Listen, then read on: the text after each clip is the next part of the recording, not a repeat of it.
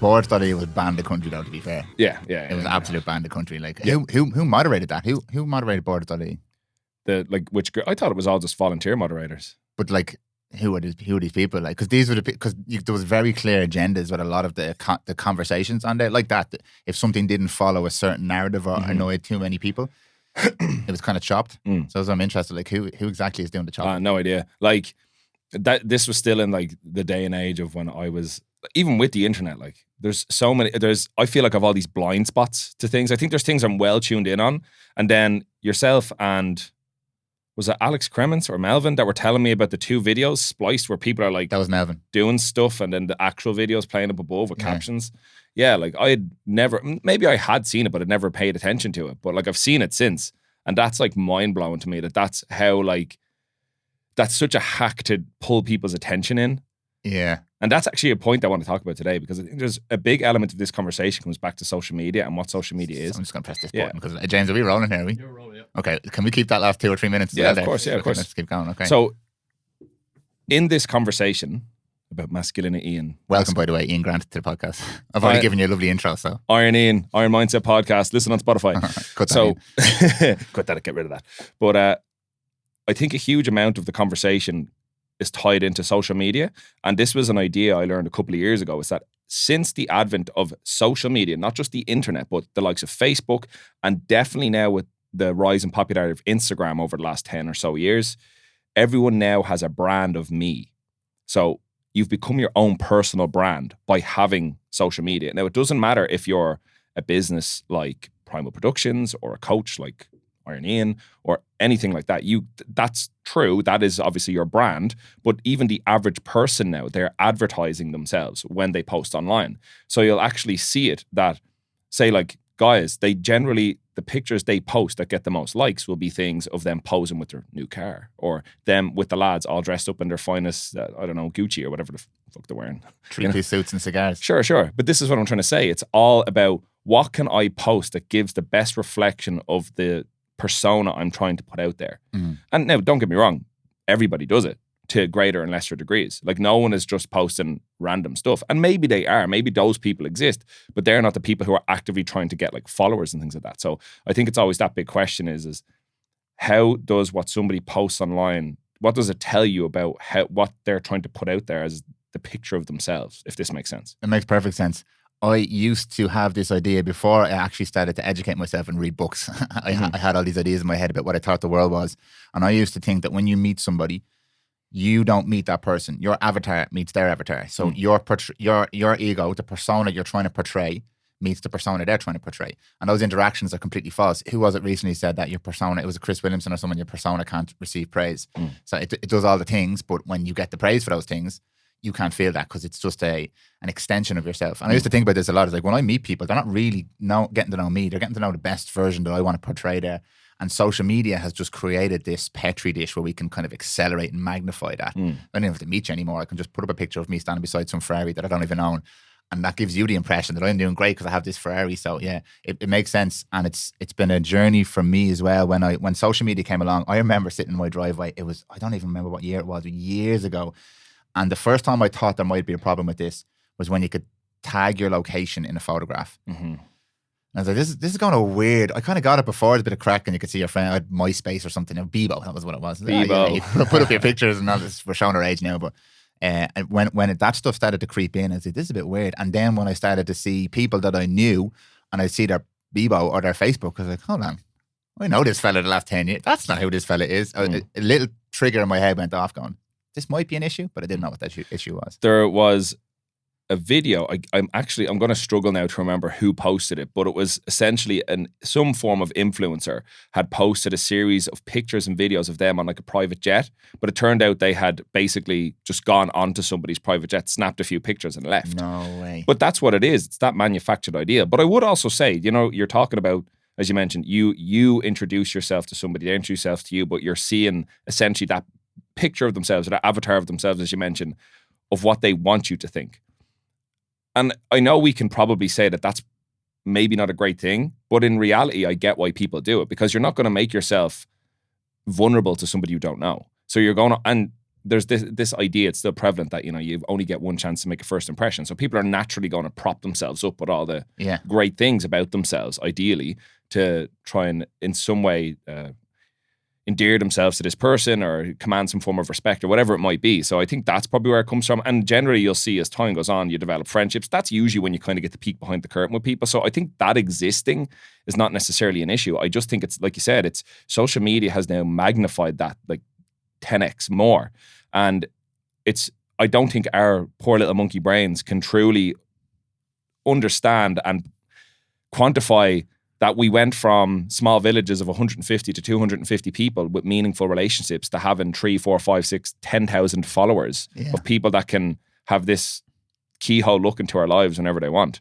I think that is a big component of all conversations to do with anything that's like a social narrative, whether it's about like the masculine, the feminine, the right, the left, whatever it might be. Yeah. I've started to think recently, because we're going to talk about masculinity today. At some point, we're going to get into the actual conversation, but I've started to recently think about a lot of the conversations that I have and that you have and that kind of in this sphere we have are catastrophic to a certain degree. Like it's quite negative. There's a lot of problems, a lot of issues, things we have to fix in the world. I now am starting to see it as maybe it's just a bit of a lag with our hardware compared to the acceleration of what we have access and exposure to. And at some point, maybe that'll catch up. Maybe it won't, maybe it will, but it's a lot less nihilistic, I think, than, we're fucked, it's terrible, it's awful, we're not designed for this. I agree. I don't think in our present state, we are capable of managing how fast. That was one thing that always blew me away.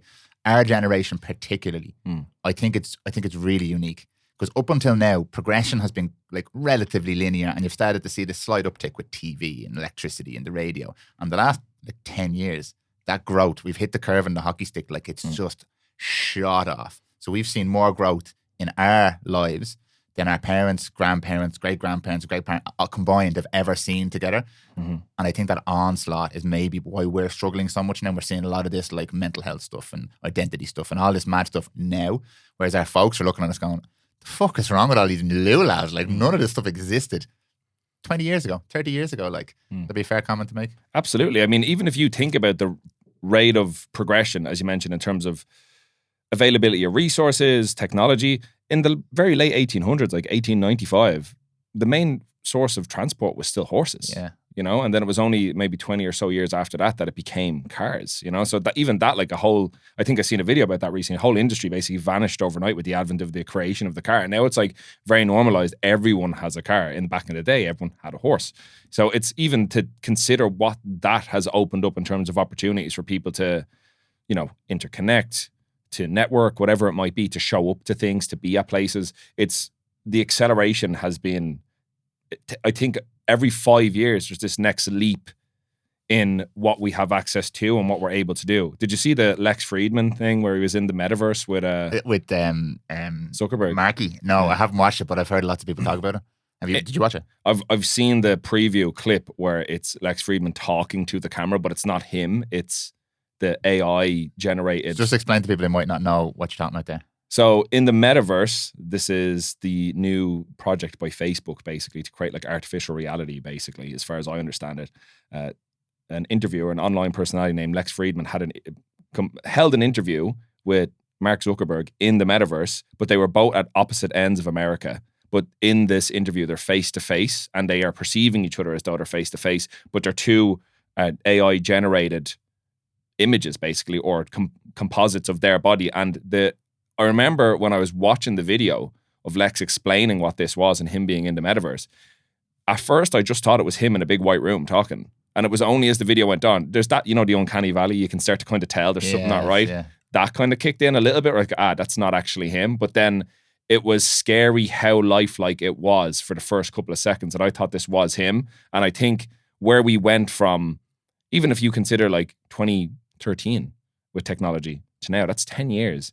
And we now have two guys standing and talking in artificial reality.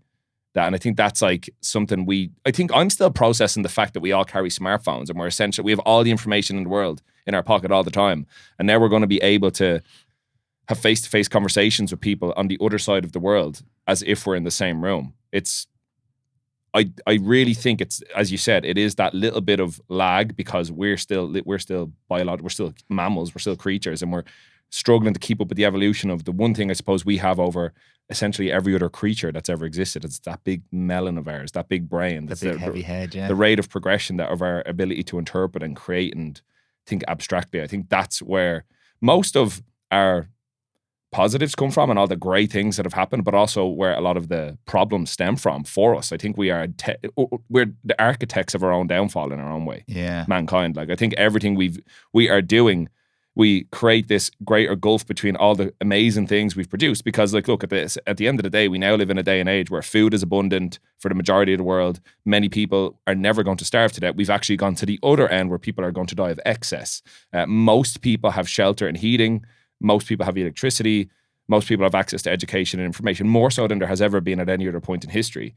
But at the same time, in equal measure, we have like massive social gulfs. We have more and more people reporting mental health difficulties. We have these greater social paradox shifts in the, like, for example, people identifying as other genders, or people self-reporting like suicidal thoughts or thoughts of violence, or young guys growing up with the inability to talk to women, which kind of stems back into the conversation about masculinity. Like, where was this 100 years ago? Did it exist? Maybe it did, but did it exist in the same way? Was it the same set of words? Did the circumstances exist then for these things to manifest?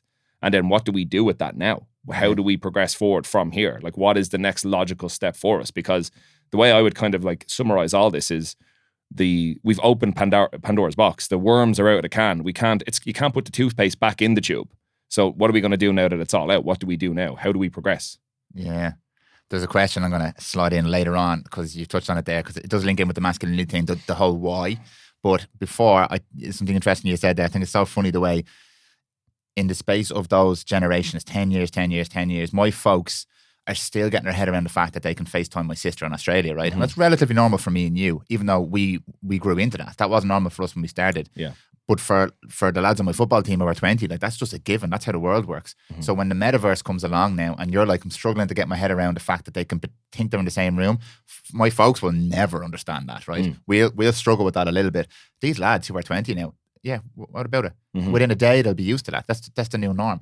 So if it's accelerating at that rate in the space of 10 years, like in 20 years' time, what are the lads who are now 20 when they're sitting having this conversation when they're 40? What's the stuff they're going to be pointing at saying, I'm a bit uncomfortable with that, if they're so okay with Mark Zuckerberg and Lex Friedman sitting in a room together? Like, yeah, this is fucking what it is. Like, I've been playing video games since I was a kid. This is the same kind of thing. Like, you pop the goggles on. Yeah, implant that chip in my head. No problem. Whatever. Whereas we're like, oh, I don't know. My folks are like, what? I didn't see that in the news. That wasn't in the 6 o'clock news today.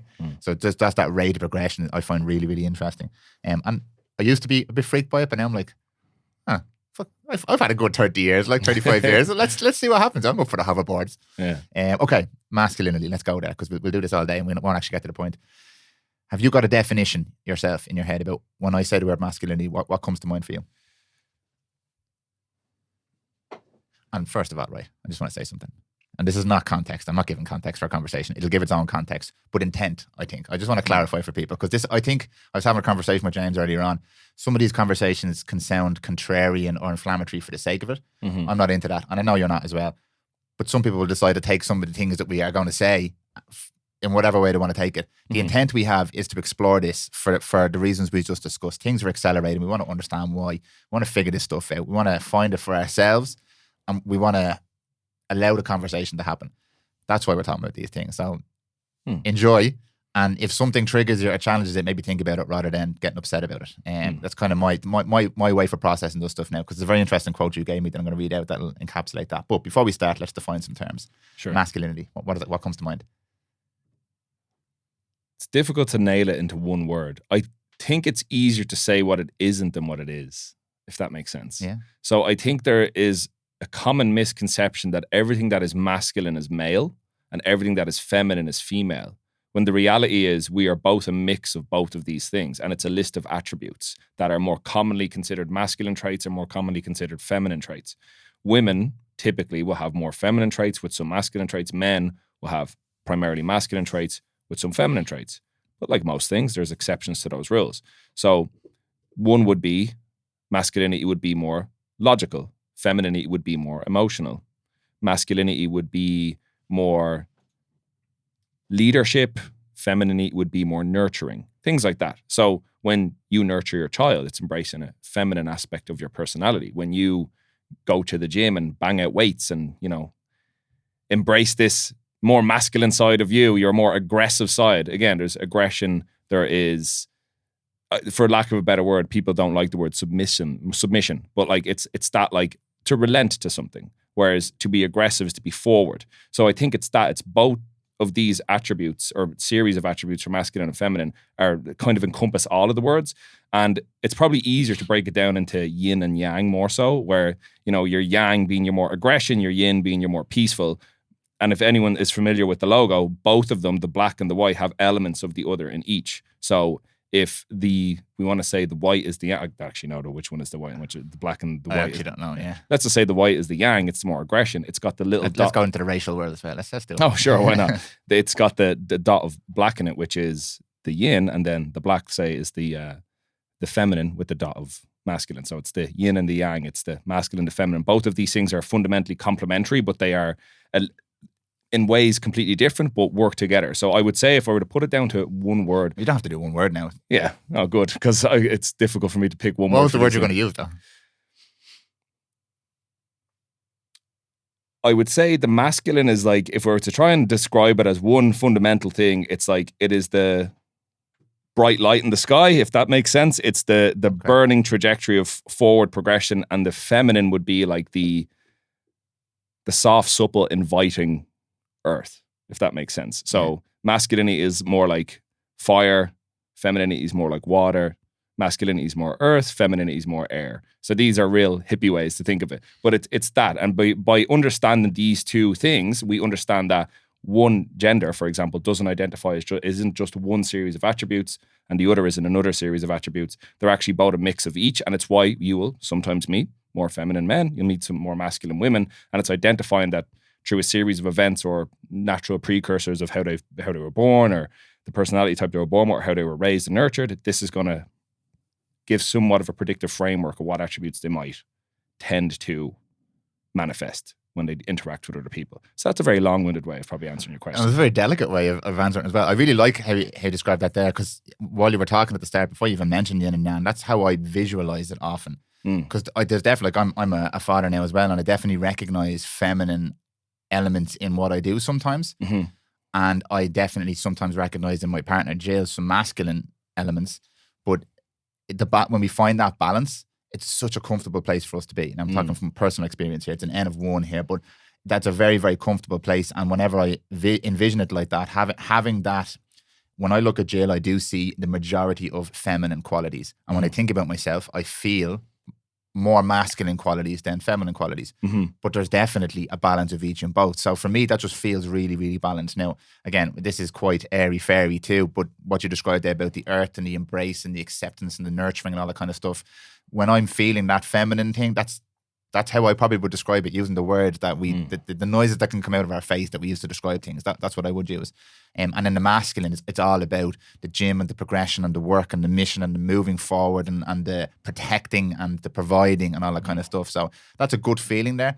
And again, like this conversation's not designed to try and define anything, but I actually pulled up the actual definition. I was looking for a definition that wasn't like really vanilla or PC, and I couldn't really find one. But the definition on the dictionary is masculinity are qualities or attributes regarded as characteristics of men or boys. Mm-hmm. Very basic or straightforward.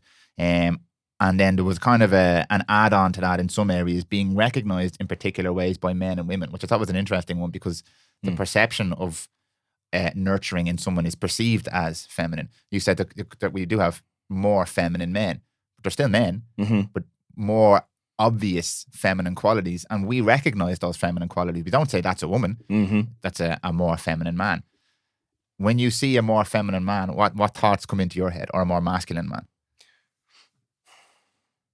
I think that's probably changed as time has gone on. There was probably definitely a period in my life where it's very easy to other people, you know, and that definitely would have been a more, what's the word? It would have been easier to resort to that at some stage. Like it is with anything. If you think about when you're a kid, it's easier to make fun of the fat kid. It's easier to make fun of the skinny kid with the weird hair, the weird teeth.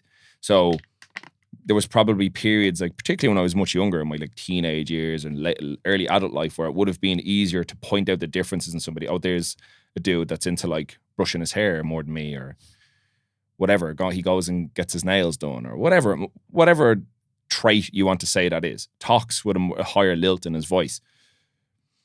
So there probably would have been a time I would have been more judgmental of that because it was different to what I felt like I was as a man. But it's, I suppose now, like I'm in my mid-30s now, it's understanding that there's probably more ways to exist in the world that aren't contrarian to you. And I think that's kind of like the biggest thing about this conversation. And it's kind of like, this is like a TLDR, I suppose, of the whole thing, is that like, I think the problem with these conversations in general is it's trying to say, not our conversation, but just when they have them on other podcasts, other long form media, when they pop up on social media, it's almost trying to say that the way you're choosing to live your life is wrong and the way I live my life is correct. Now, we might not agree morally. We might not agree on the terms of engagement. Your worldview might be different to mine, but that does not necessarily mean I'm going to dispute your right to live your life the way you want to, even if I see consequences to it. I'm sure people could do the same for us. So I would probably say if I met a particularly feminine man, I might presume, let's just say he's heterosexual male, it might be more difficult for him to engage with more feminine women in a sexual way versus a more masculine man. Because again, this is all based on presumption. My presumption would be that more feminine women who want a more traditionally masculine male might not find him as attractive or arousing or whatever word you might want to use. So that would be a presumption. But now, I suppose the thing about the world is that now it's so big and we're also interconnected. You're probably able to find someone who's into your particular flavor of masculinity. You know what I mean? And vice versa with femininity, you probably are able to find somebody who jives with that. I think where we start to go wrong is we want to have our cake and eat it too, or whatever way that expression's meant to go. We want to have both. We want to be able to have the world both ways. Like there's, like we've mentioned before, there's young guys that want to sit at home and play video games all day and add nothing meaningful to society or mankind, that have nothing of value to add to a relationship, but they still want a girlfriend. They still want somebody to touch the willy, basically. You know what I mean? But they don't, there's nothing reciprocal about it. They just want to have a woman there. They want to engage in the fun thing without having any reason somebody might find them attractive or a reasonably worthwhile partner in whatever means that may be. And now, don't get me wrong, people say, why can't people just like me for me? It's like, well, maybe you, the way you are right now, isn't good enough for people.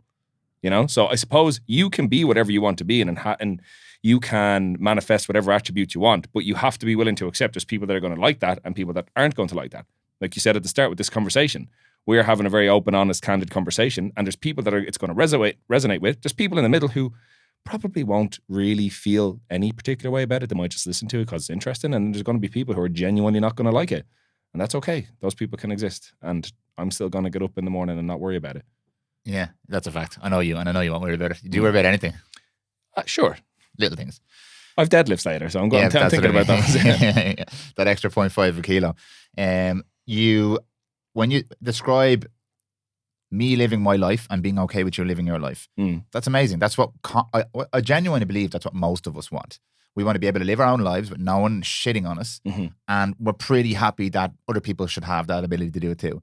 But we do, somewhere in the middle of this, we go wrong. I'm going to read a quote. You literally did not know I was going to quote this. You just were having a conversation with me by a voice note. And you said this line. After you said this line, I was like, this is a really, really good framework for having this conversation under. You said to me, the uncensored, blunt and visceral nature of Andrew Tate, Tate's message brought out the ugly side of the counterpoints, which made it less productive. So for me, unpacking that, the world that you described earlier on with me living my life and you living your life and everyone getting on is obviously the ideal vision of this. However, as soon as this conversation starts, what you've just described here massively inflames it's like petrol, rocket fuel on the whole conversation. There's little sparks in there. Some people are going to be, like as you pointed out, a little bit perturbed by the things that you've said, or a little bit challenged or triggered. And that's fine in most cases. I get challenged, I get over 2 minutes later and I move on with my life. But for some reason, that has now become an inferno. I take that challenge, I blow it up into this massive, massive mission, this hill I'm going to die on, and I go out there looking for people who aren't on my hill to challenge, to kill, to push back against. Where's this come from? Why has this happened, in your opinion? Why are we contentious to each other? Why is this such, like this, everything you've said so far seems very straightforward and reasonable to me. Now, I know we agree on most of these things, so maybe that's why it seems straightforward to me, but it seems very, very straightforward. Live and let live. Why is that not happening? Why is it such a contentious issue right now? I think for most people, they live their lives with the lens of, I'm going to base all my decisions and what I like and dislike through my lived experience. So if I was bitten by a dog when I was 7 years old, all dogs are vicious. Now, there's a good survival technique in that, well, all dogs might not be vicious, but one dog did bite me. So there is the likelihood of that happening again is not zero if I interact with dogs. It's kind of the way they say with snakes. Not all snakes are poisonous, but if you treat them all like they're poisonous, the likelihood of getting poisoned is a lot less. So I would imagine if people have had negative experiences in the past with whoever it might be, whether it's a man or a woman or whoever, or the authorities or anything, you are going to naturally self-select for information and other people's experiences that reinforce your stance. So it's easier to say, I experienced this, therefore that's true, and anyone that counters that is wrong. So if you are somebody who has been let's say, for example, you're a young guy and you had a girlfriend that cheated on you. Does that mean all girls cheat? No. Does it mean the possibility of it happening again exists? Yes. Do you want to swear off women for the rest of your life and forgo love and children and whatever it might be for you, or just companionship? That's your choice. But because you having that one negative experience is not reflective that everyone will have that negative experience, but we tend to do that.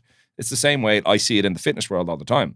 Deadlifts are bad for your back because I have a mate that went for a deadlift and hurt his back deadlifting. So therefore, by the logical conclusion of correlation and causation, deadlifts hurt your back. Yeah. Whereas we have evidence that completely contradicts that it's incredibly safe exercise. Resistance training in itself is incredibly safe activity versus what we do see as normal. Like, why would you lift weights? That's dangerous. Go for a run. Far more likely to get hurt going for a run than you are lifting weights, but still the proclivity for injury in both is very low.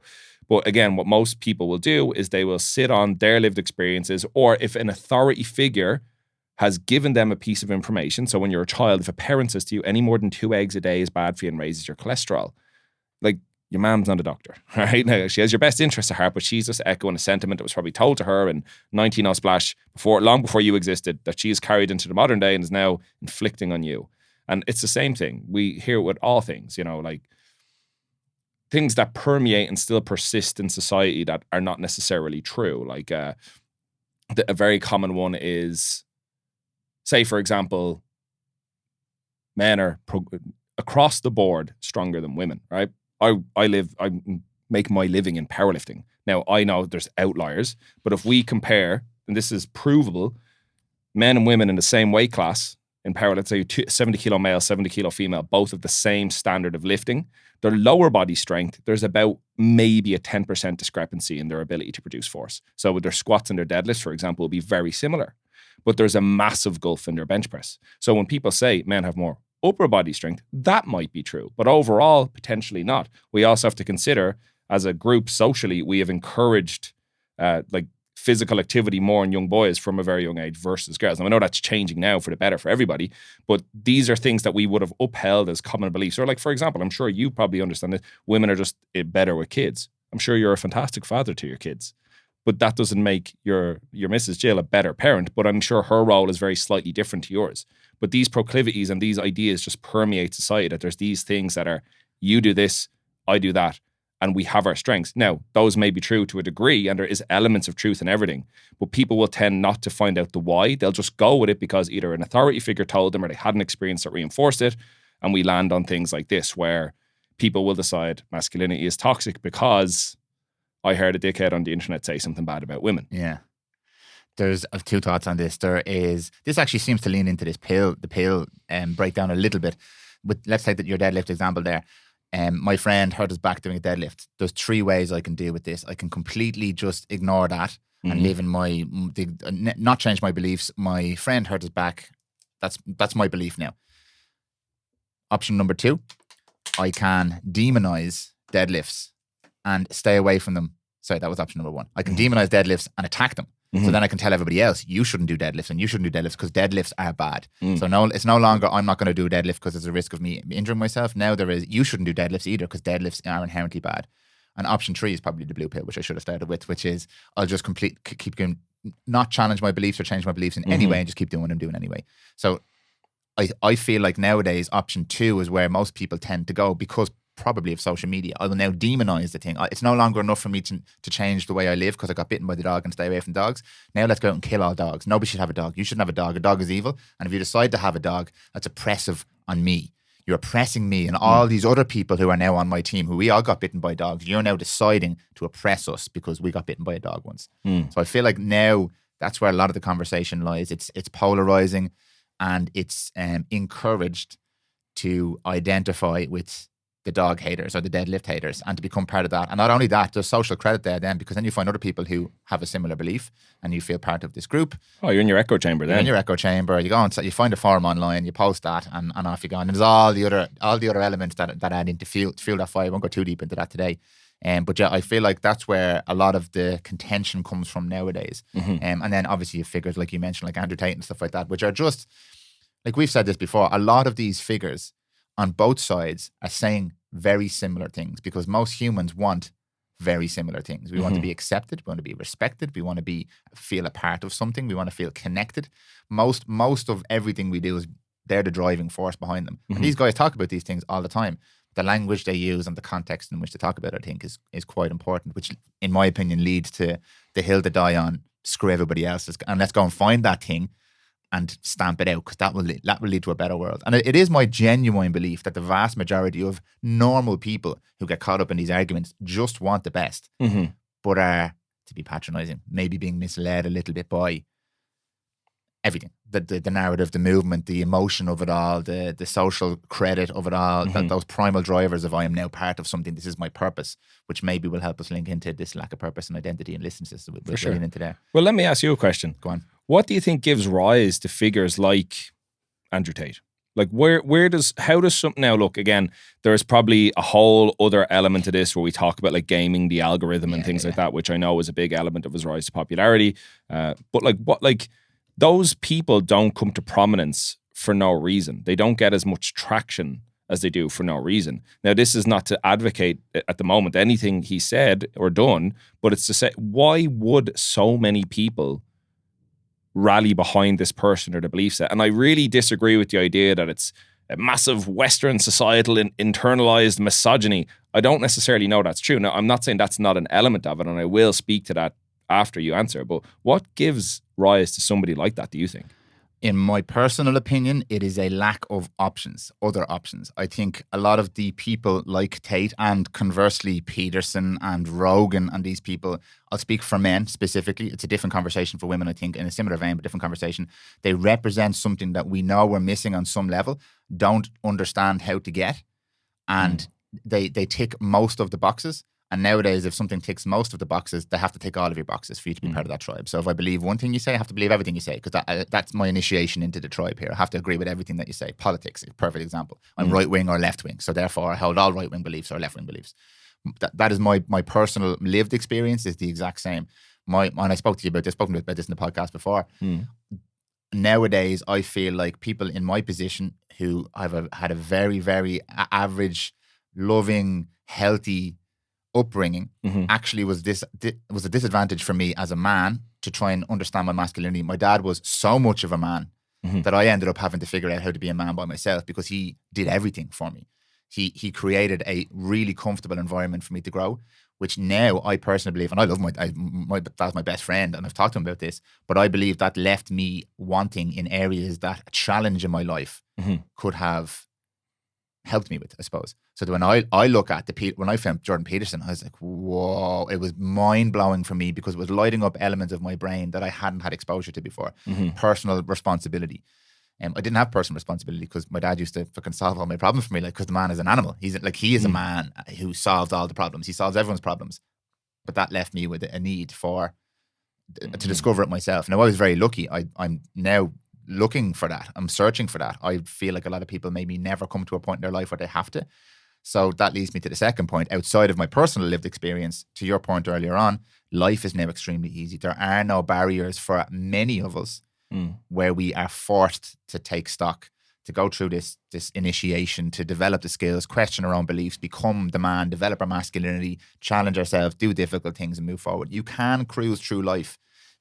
People in my position, in your position, can cruise through life in a lot of cases, because you go to school, go to college. If you don't come up against anything overly challenging, get a job, make good money, kind of you're fed, you're watered, you have a house, you have a car, maybe find a partner, raise some kids, and off you go. There's never a moment of existential crisis for a lot of us. I'm not saying all of us, because there are plenty of existential crises. There's lots of people sick, lots of people challenged, but for a big portion of the popularity. And therefore, we know midlife crisis. Like, where does that come from a man? We know there's something missing. We know there's a soft edge to what should be a hard edge. Something comes up that we maybe turn away from, that we know we should have gone through.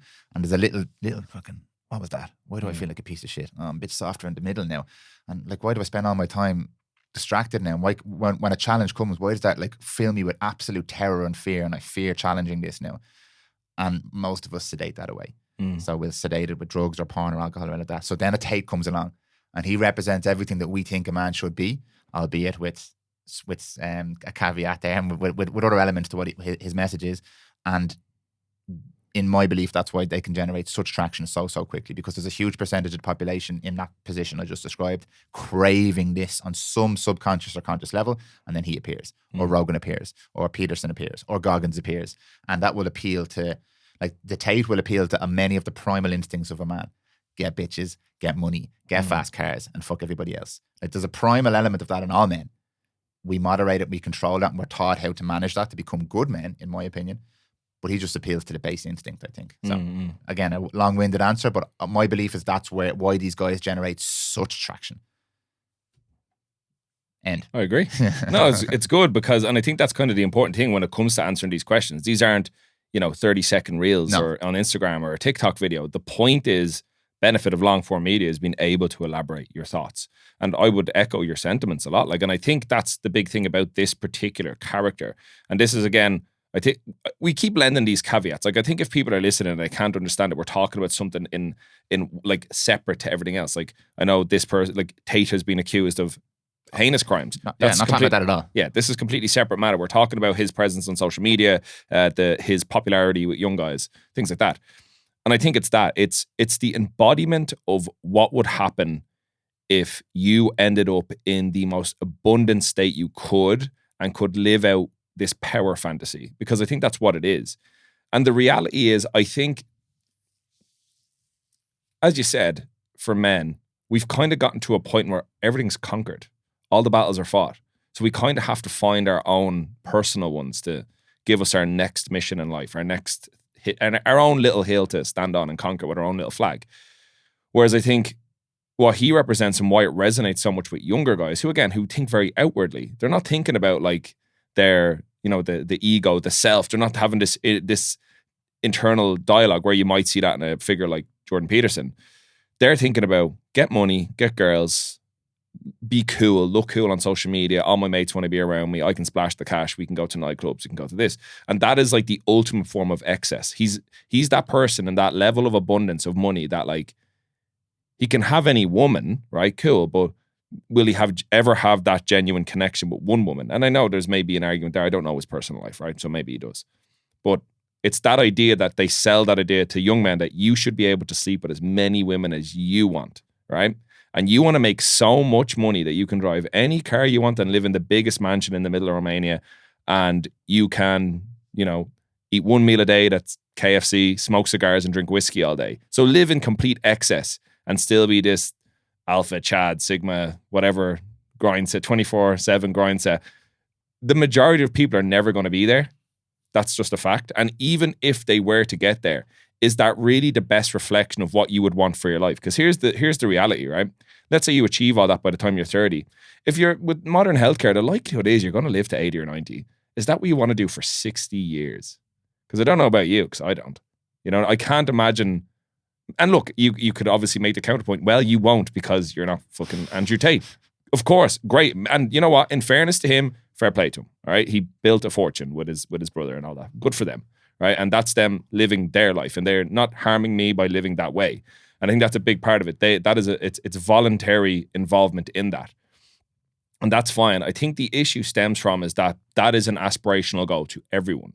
And I don't know that it necessarily is, because I don't know about you, but like, I think if I was at a point in my life where I was making 100 grand a year, or not even a year, 100 grand a month after tax, I'd have to develop some crazy habit. I'd have to, because what would you do with that much money? You'd probably open about 10 different podcast studios or something. But you know what I'm saying? I'm more than a podcast guy. Man. Yeah, I know. But you get what I'm trying to say. I do, yeah. You would have to develop this life of excess to compensate for the amount of, like, I think a real excellent goal is, if you are somebody who's money driven, is to become somebody who can, you've generated so much resource that you can help others.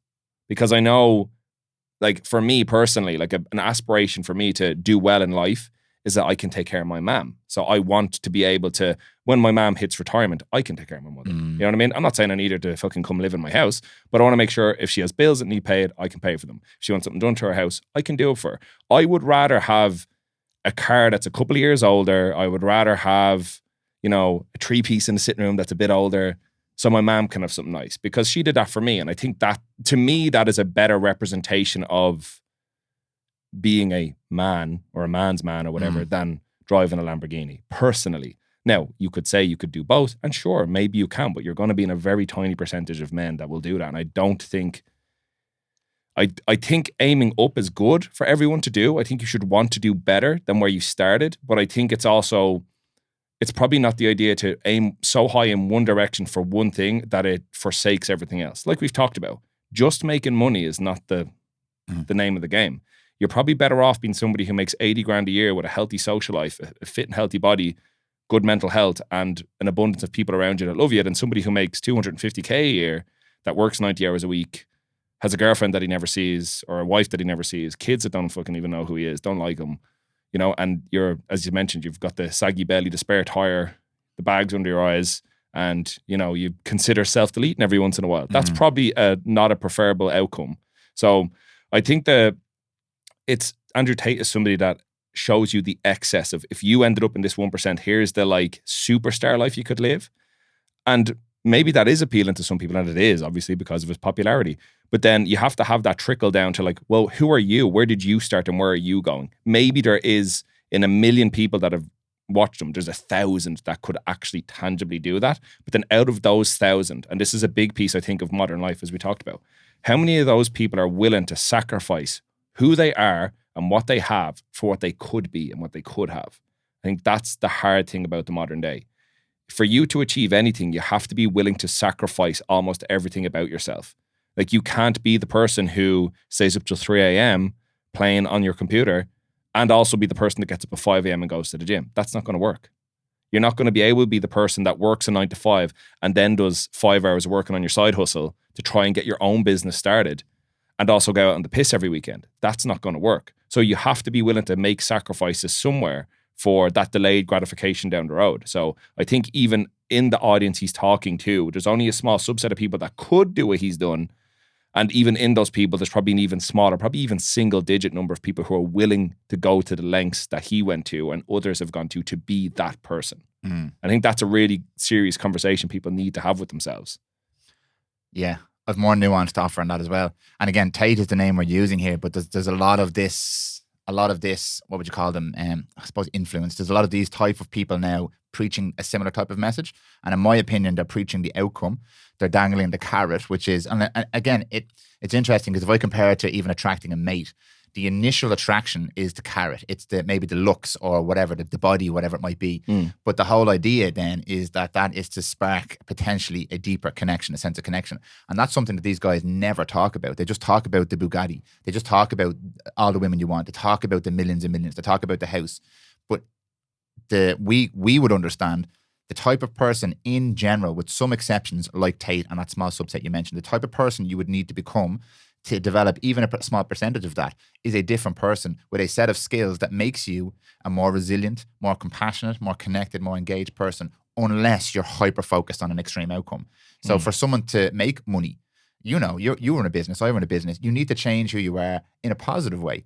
But if you want to make a load of money and that is the extreme outcome, I believe the extent you have to change is too extreme and you sacrifice other areas of your life. I often use do you remember the FIFA stats? Yeah. And you'd get I'll very quickly draw it here because I'm terrible at describing this kind of thing.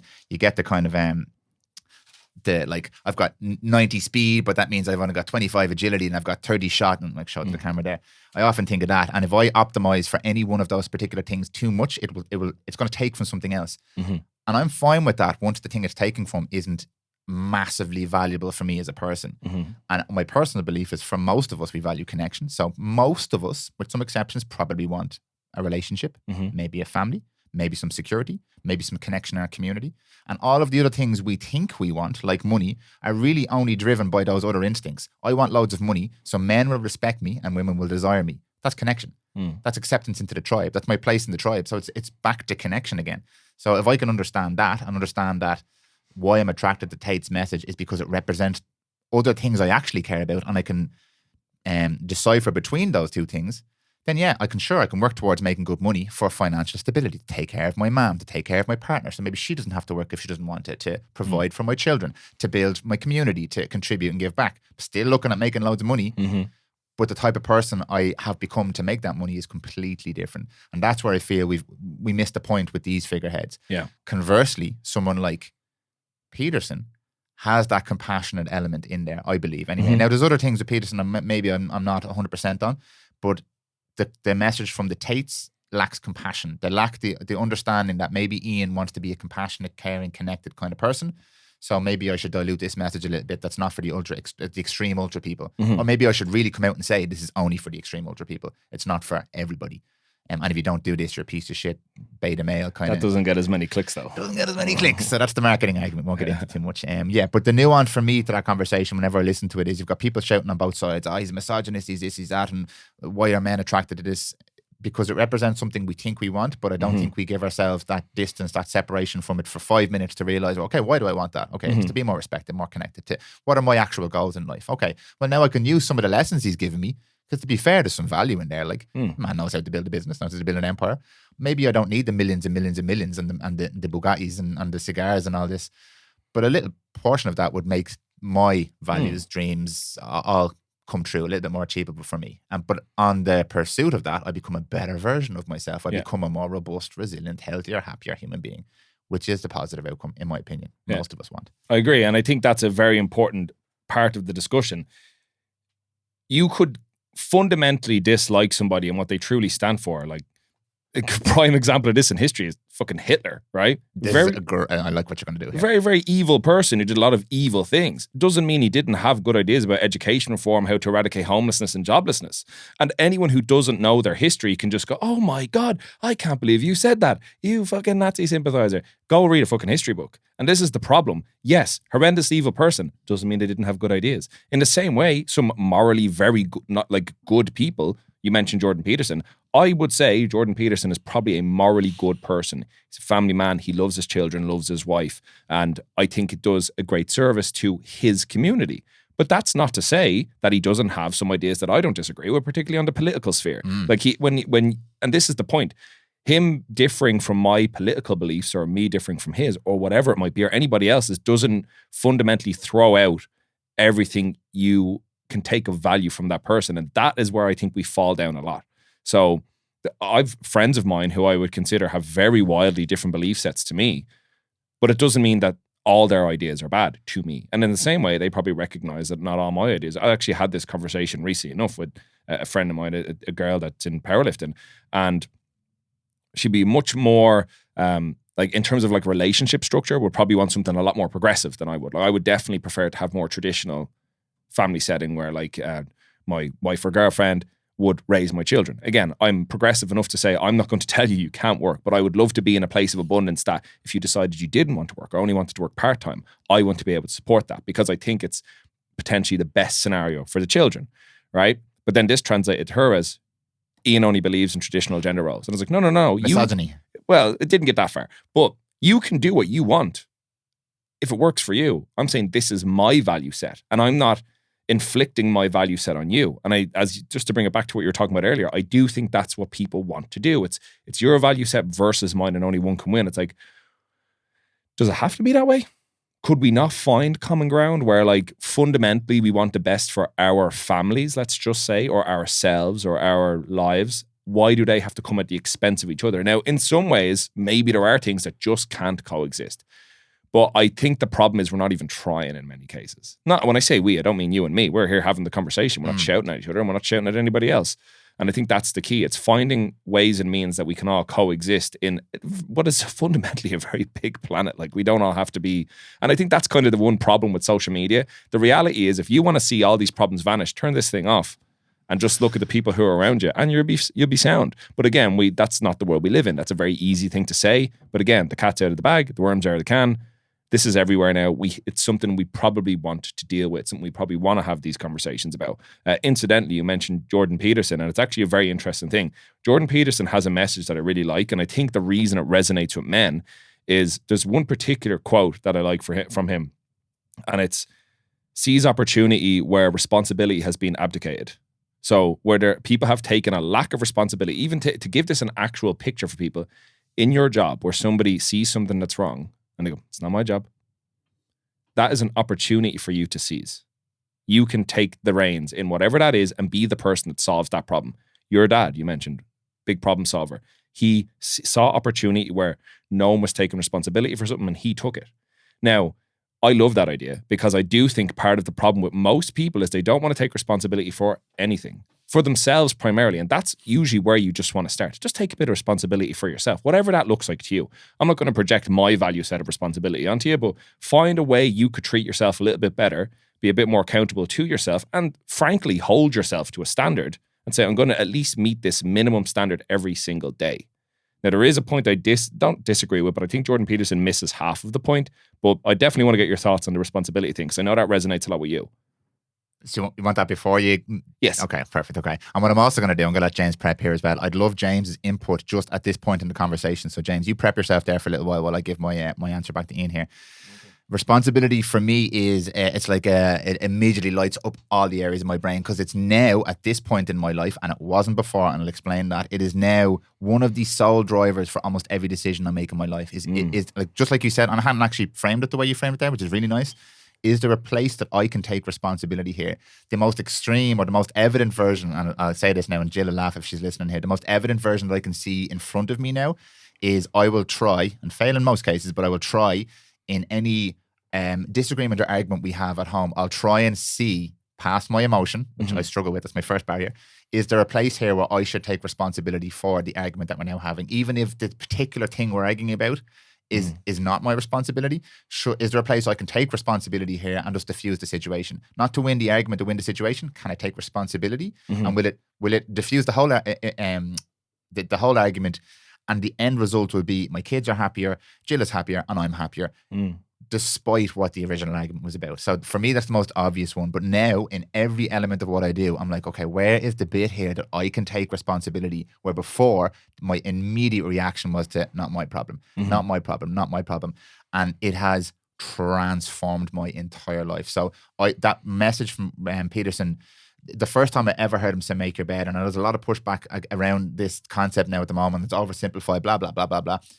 For me, it really resonated deeply, because that simple little thing, getting out of bed and leaving the bed unmade, for me is the easy decision. And that frames my entire mindset for the day. Literally just going, I will make this bed right now, is me accepting that for today, I will take responsibility for everything everything that presents as an opportunity for me to do it, I will do it. I miss opportunities like everybody does, but wherever I see it, I will actively try and take it. So for me, it has been an empowering decision. So now whenever I hear anybody talk about it, do you know what it's done to me actually? Now I look at all of this political, identity, economic strife with a completely different lens. Because now I'm looking at, right, who's not taking responsibility here? Who's pointing the finger at everybody else? And I say this quite often. Pat Divilly said to me once, he did this very simple thing. I don't know where it came from originally, so I'm going to trip it into Pat. But he said that usually when you point a finger at somebody, there's 3 fingers pointed back at you. And I was like, that's fucking so perfect, because usually something I have a problem with is just a reflection of me being uncomfortable with the fact that I haven't taken responsibility for an area of my life. This dude's on steroids. Oh, I'm a piece of shit because I haven't trained the last 6 months. That's why I'm angry at this guy for being in good shape. Like, this person has completely unacceptable political views. I haven't actually thought about this to any real degree, so I'm picking the easy option here. Like, so that little symbol for me, I often revert to. Is like, okay, if something has triggered me, if something has upset me or angered me, where's my place in this? And usually there's you've left this little stone unturned here. Maybe go a little bit deeper. Personally, this might be simplifying it. I believe that probably 80 to 85% of the problems that we deal with nowadays would probably disappear if the majority of people took more responsibility in their lives. And I don't think that's an overestimation. I think there's maybe 15-20% of stuff that happens because of other reasons that we can't control. But I think a huge percentage of it for the vast majority of people would probably just disappear. Anger, angst, hate. If we just took a little bit more little bit. I'm not saying we have to go out and be the Goggins and be all these. These are extreme versions of the model. A little bit more in every element of your life. Personally, I believe, which it's changed my life. Yeah. And people I speak to, like yourself, would echo that sentiment back to me. And when they got to that point where they realized they have to take responsibility, it changed their life. For sure. Kind of ties in at my point about my dad as well. Like he took responsibility to keep me safe. Yeah. He did this out of love for me, which meant I learned to not take responsibility. And I look back at my 20s and like, that's why I struggled. That's why I went through a period in my life where I really struggled in my head, is because I was coming to terms with the fact that I'd spent most of my life not taking responsibility for everything, and now I have to learn how to do it when I'm nearly fucking 30. Well, look on the upside though. Would you have been the person you are now had you not had that experience? Absolutely no. So perhaps it was actually its own blessing that you did have those years of not having to be accountable for a whole pile of shit, to have that sudden revelation, to be doing what you're doing now. I 100% agree. Before I got to James, you have a slightly different experience though with this. In terms of, would you mind sharing that with us? Absolutely not. Absolutely. I'll tell you all about it. So growing up, I'm from a one-parent home. So I grew up with just my mum. And I love my mum to bits for this because she had me quite young. She was 22 when she had me. This was 1988. And I would say I was on the socioeconomic ladder very, very low. We grew up in poor conditions. Now, not absolute poverty, but like frequently we had one of those, I'm sure people from back in the day will remember, you had like an ESB token meter you put a card into and put a fiver on your ESB. We used to have that. So it'd be semi-regular. We'd have no electricity. I would go to primary school with no lunch, would be a big one. Or it would be like bread that the blue bits had been picked out of with a bit of butter on it, you know? Now, not all the time, but we did struggle. My mom was raising me by herself, you know? So, and it was an era where it was still, women were still not treated as well as they would have been now. So it'd be more difficult for my mom to get availability of jobs and things like that. My mom had to leave school early. My granddad passed away when my mom was 15. So my mom left school to help my grandmother raise all the kids. It was it's a big family. It's 5 boys and 7 girls. Wow. Yeah. So my mom's a natural caretaker, you know? Okay. So because of that, I had, coming up in life, never had nice clothes.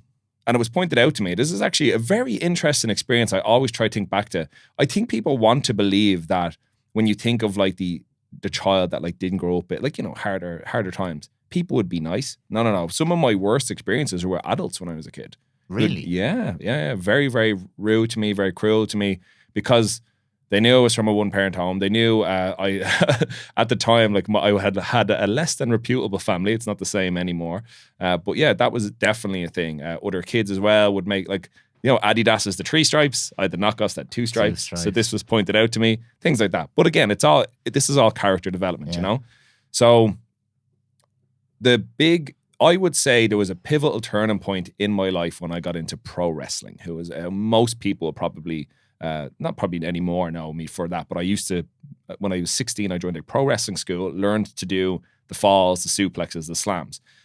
And I think I was 16, so this was quite formative years of my life, and I think that was life change potentially. Probably didn't realize it at the time. And it's the one thing I'll ever be forever grateful to my mom for, because she funded all that. Like all the equipment, all the gear you have to wear is quite expensive. Going in and paying for like 4 wrestling classes a week in the city centre. Even that, like trekking from where I lived into like Fairview to get slammed under a bridge and in some like old garage with a wrestling ring in it. Being surrounded by other lads of all different ages, some about my age, some 4 or 5 years older, and some like straight up grown men, you know, in their 30s and things like that. I think that was a massive developmental period for my sense of self and what I did. And practically having for the first time in my life, because again, wrestlers have to be in shape, being told, you don't look good with your top off the way we want you to. You need to start doing push-ups. You need to start doing squats. So it was like a call to action. It put me on, it held up a mirror and said, you need to be more. So I did. And I built on this over years. Now, again, I'm not saying it was this like straight upward trajectory. Like, I mean, I was a 16-year-old kid with long hair, you know what I mean? It was highs and lows the whole way. But I think, you know, I worked, I moved out of home quite young. I moved out of home when I was like 19, 20. And then I lived in a whole pile of different places. Lived in the city centre for a while. Made great strides while I was there. Living in a little shithole of a 1-bed apartment that the roof always leaked in. But again, kept pushing on with the rest and start working regular jobs. Worked very, very long weeks. Trained in the gym. And then I discovered Audible. That was another big one, because that's when I started finding, I think there was just a want in me to try and learn more about psychology, philosophy, the ways of men, for lack of a better word, or just the ways of great thinkers. And so I kind of started down this rabbit hole of like all these different Mastery by Robert Greene, I believe it is, the story of Ralph Waldo Emerson, The King Within, can't remember who wrote it, but How to Win Friends and Influence People by Dale Carnegie. Then I came across Jordan Peterson, 12 Rules for Life, and a myriad of other books and stories along the way. I actually listened to The Rational Male as well by Rollo Tomassi, who's quite this prominent figure in the red pill community. And that's how I came to know about those sorts of things and that side of like the masculine lens. And I've, again, strong opinions on those people as well, for positive and negative.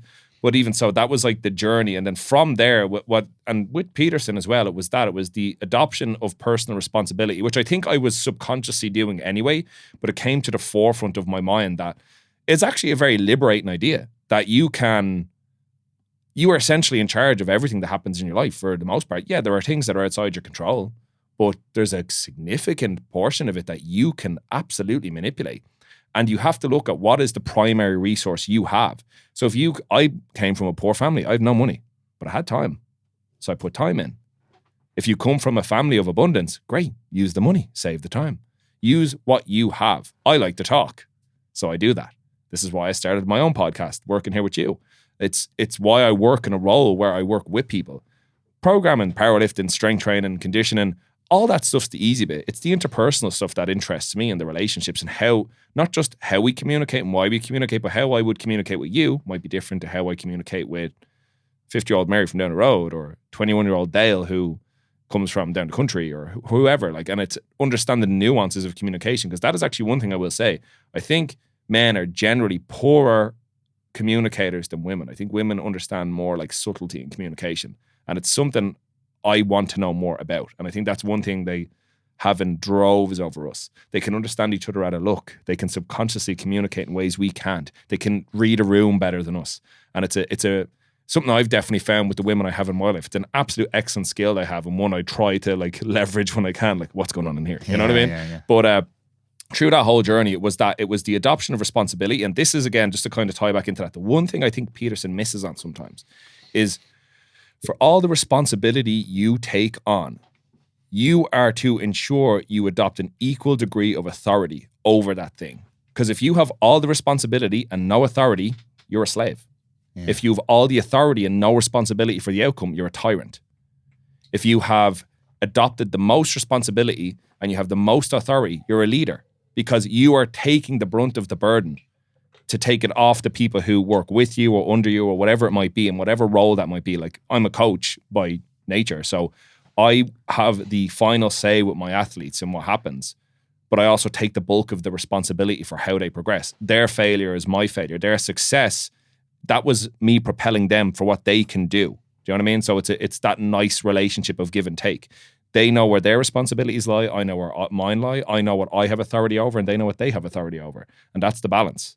It can't just be me telling them what to do, and it can't just be me taking the money off them. It has to be a give and take. And I think that's the same with everything. So it's a big thing I think sometimes Jordan Peterson in particular doesn't talk about enough. Responsibility is great, but if you've got all the responsibility in your household, but no say in how the household is run, I don't know that that's a position I want to be in. But again, you're the person who very recently had third little baby. Congratulations. Lives with Jill as well. So you are in that position. I would imagine that like you would probably have a good balance of teamwork, but there probably is points where I will take point on this. I'm responsible and I have the most authority at this thing, but then there's probably points where Jill probably takes point as well. I'd imagine that's the balance in that relationship. Yeah, because it's recognizing each other's strengths. I think that's the important thing. Like, I would recognize where I do not have as much responsibility in a certain thing, and I will have deference to the person that does, because they will likely have a greater degree of authority over it than I do. A friend of mine, like when I come in here, right? You're the guy who knows how all this works. So I'm going to go with you. Like, yeah, fair enough. If I'm on my podcast, it's my podcast with my guest. I'll lead the guest. I have more responsibility for them to how this whole thing goes. But with the studio, like, I'll be deferential to how you lead. Like, I'm going to put this camera here. Can you sit here? Can you move here? Because you have way more responsibility for how the end product looks and therefore more authority over everything that goes on in the room. So that's kind of like a brain thought, an experiment that I've been thinking with about Jordan Peterson and how he presents his points. Great point. Responsibility is excellent, but don't just be the person with all the responsibility and no decision over the outcome of what that means. And it's a very interesting point, because most of these figures will have some value, and it's your this is my belief, it's your responsibility to first understand what your values are and then understand how what these people say connects or can support your values. Now, that's not to say just reinforce the things you already believe. You have to be open to change and open to people educating you and helping you. But yeah, I would feel the same about most of these figures. I will take the pieces that I believe will help me to build a better version of the life I want to build. Not I will swallow everything this person says and act my life out that way, because that's a recipe for disaster. What I find really interesting, because you shared this with me before, was the numbers would suggest that a single parent household where you only have the mother leads to a particularly negative outcome for young males. Yes. Depending on the environment. And you entered an environment particularly male-dominated with wrestlers who the first thing they did was hold their mirror up to you and say, you've got a responsibility here to meet our standards, pal. Yeah. And the priming you had coming from a single-parent household was then harnessed and sent in this direction, as opposed to potentially that direction. Yeah. And I find that so interesting. Well, I think, one thing advantage I have, and again, this is all just credit to my mom for how she brought me up, is that when I started to become a teenager, become a man, she got out of my way. She knew, like, he is going through an experience that I can't empathize with. So she'd get, like, my uncles to try and come and talk to me and things like that and talk me through things. But she gave me the room to grow. And yeah, like, don't get me wrong, I'm sure the experience would have been easier, maybe isn't the right word, maybe would have been more streamlined, maybe would have handled it better, maybe could have come through it easier if I had a father present. But, like, I can't say enough for the fact that my mom didn't try and squish me into this box or behave this certain way. She understood that fundamentally I'm becoming something different to a little boy and also who she is. So because of that, it gave me the room to grow. Now, the challenge, I will be honest, the challenge for me growing up is that I didn't have a father figure to say, what do I do now? What do I do about this? So I have the benefit and the hindrance of saying every decision that I've made to get to this point has squarely been mine. So every win has been mine. And I've had no one else who like propped that win up. It was just me. Now, obviously I have the support of my family and things like that, but I mean, to the degree that they could, you know what I mean? Like so anything I've done, whether it was going to school or getting qualified as a coach and trainer, that was just me. You know what I mean? And as like I even tell you that when I was qualifying as a personal trainer, that was all my money gone. I had zero in the bank account. I used to walk from Alsa at the airport to where I lived in Santry. I used to walk along that little dual carriageway, the airport road, and I remember there was a period of time I had so little money. My meal for the day was my last 2 eggs, about 100 grams of frozen peppers, and an avocado. That was all my food. I remember I cut open the avocado and it was rotten. I was standing in the middle of the classroom and I was like, fuck my life. But the thing is that like, I'm happy to have had those struggles. Yes, there is potential that if you were to say, well, if I had grown up in a 2-parent home, perhaps I could be 5-10 steps ahead of where I am now. But the reverse is also true. I could also just be a deadbeat scrote that just lives at home and plays Xbox all day and just lives to watch the Premier League. No shade thrown at anyone in particular. I'm just saying, that could just be who I am. And I think the one thing I can say is, and I can kind of sympathize with people in a way who maybe are in that position where things are a little bit too cushy, that it's hard to make the change. I kind of had no choice. It was either suffer mediocrity or actually try. You know what I mean? Yeah. But like the suffer mediocrity for me would have just been sitting on the social welfare essentially and living in a council house or a fucking whatever. What's that thing they do now? Social housing. Social housing. Yeah. No shade on those people if that's what they need. But I'm saying if that's the life I wanted, that was my only other option. Yeah. You know what I mean? Whereas I took the harder road, but it is paying dividends now. And again, I'll probably there'll probably be like patches in my life of times I could have done with that, or like I might have deficits in my knowledge or experiences, but I might get to things a little later, but I will get there. And that's the point. And it's the enjoyment of that. Because as you said, I think if you fear challenge and you fear the call to adventure, that's a bad place to be. Challenges are what help us to grow, That's the idea. It's like really, really lame video game analogy is if you encounter enemies and obstacles, you're going the right way. Yeah. And that's kind of what it is, So I've very lucky now, particularly over the last couple of years, I've had a great support network around me, and it's facilitated me being able to do all these things, So I've got great housemates, great woman in my life, great colleagues, everyone that's helped to move, working with you, it's helped to move the needle more towards the vision I want for myself. And in the next couple of years, I'd imagine I'll keep moving that needle. And it's light years away from where I would have started when I was 18, a completely different person from then to now. And that's 17 years ago now. Jesus. Wow. I'm almost a whole adult since then, That's nuts. But that's what I'm trying to say. It's like, so yeah, and I get it. And I don't get me wrong. I know like statistically, maybe I'm an outlier, but it's kind of that thing of, I think I'm lucky for the people that I had, the people around me, and perhaps the personality predisposition that I have, that I never had a proclivity. There would have been a people in my life who had a proclivity towards like drug use or alcohol use or abuse and crime. I was never drawn to that lifestyle. That never appealed to me. Didn't have my first drink till I was 26. Really? 26. I don't know if I've told you that before. Yeah. No. Never experimented with any narcotics or anything like that. I'm a boring fuck. But that was like, I want to say it was a conscious decision, but I don't feel like it was a hard decision. Okay. I think maybe growing up, maybe unconsciously, I just knew I didn't have the time to do it. I didn't have the luxury to be that person. Yeah. So, which brings us back to the point about you were taking responsibility for your life, and by doing that, drink wasn't a part of that. Yeah. First of all, I'd like to thank you for sharing all that, because I think it offers a really nice insight and a really clear picture for people to see how this can happen when you make certain decisions and when you have the right environment. The second thing I'd like to do is, I'm going to let Jane speak after this. I know he's dying to jump in back there. The second thing I'd like to do is, I don't think I've ever actually added the second part of what, when I speak about like my upbringing and stuff like that, and how finding responsibility is important for me. Everything else about the man I am today came from my dad, which is, I think I feel I need to say that. And now, having embarked on this journey about understanding responsibility, I want to be exactly like that man. Like I say to everyone who asks me, like, who's your hero? My dad. Like all these other figures we talk about, they've added elements to my life, which I find interesting and I consume. That man is my hero. Yeah. And now when I look at him through the lens of a man raising my family, I'm like, everything that man has done, I want to do. Yeah. I might modify my parenting style slightly just to give context to my sons. Yeah. And maybe they can learn a little bit earlier what I'm learning now later. But everything else my dad has done for me, I'm going to do for my children. The man is an absolute hero. And I don't know if I ever actually follow up with that. It sounds like, I struggled to find out who I was as a man because my dad was too good to me. But I will do the exact same for my children, and everything that man has done. Like, he is an animal. He is when I think of the word masculinity, I think about my dad. I think about what he does. The point you mentioned earlier on, he looks for the problem to solve everywhere. Like not even his family, for everybody. My dad is that man. He's looking for, where can I fill a gap? Where can I take responsibility? So I just feel like I needed to say that. James, at this point in the conversation. Hello.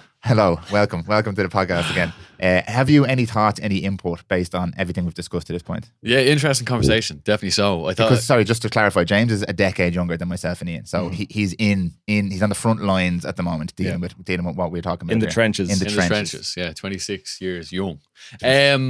Yeah, interesting conversation. I thought what Ian just spoke about was very, very interesting, because I think nowadays especially, this conversation could be geared obviously towards probably people in your own demographic. But I think where the real crisis lies is young men that are coming through nowadays. Like guys probably my age and younger. Like, you're speaking about leaders as well. And like, if Tate is the only leader for young men, it's, he's not, I don't think he's the guy for it. Like what Ian was saying, made a very, very good point about Tate. There needs to be more of a voice for young men.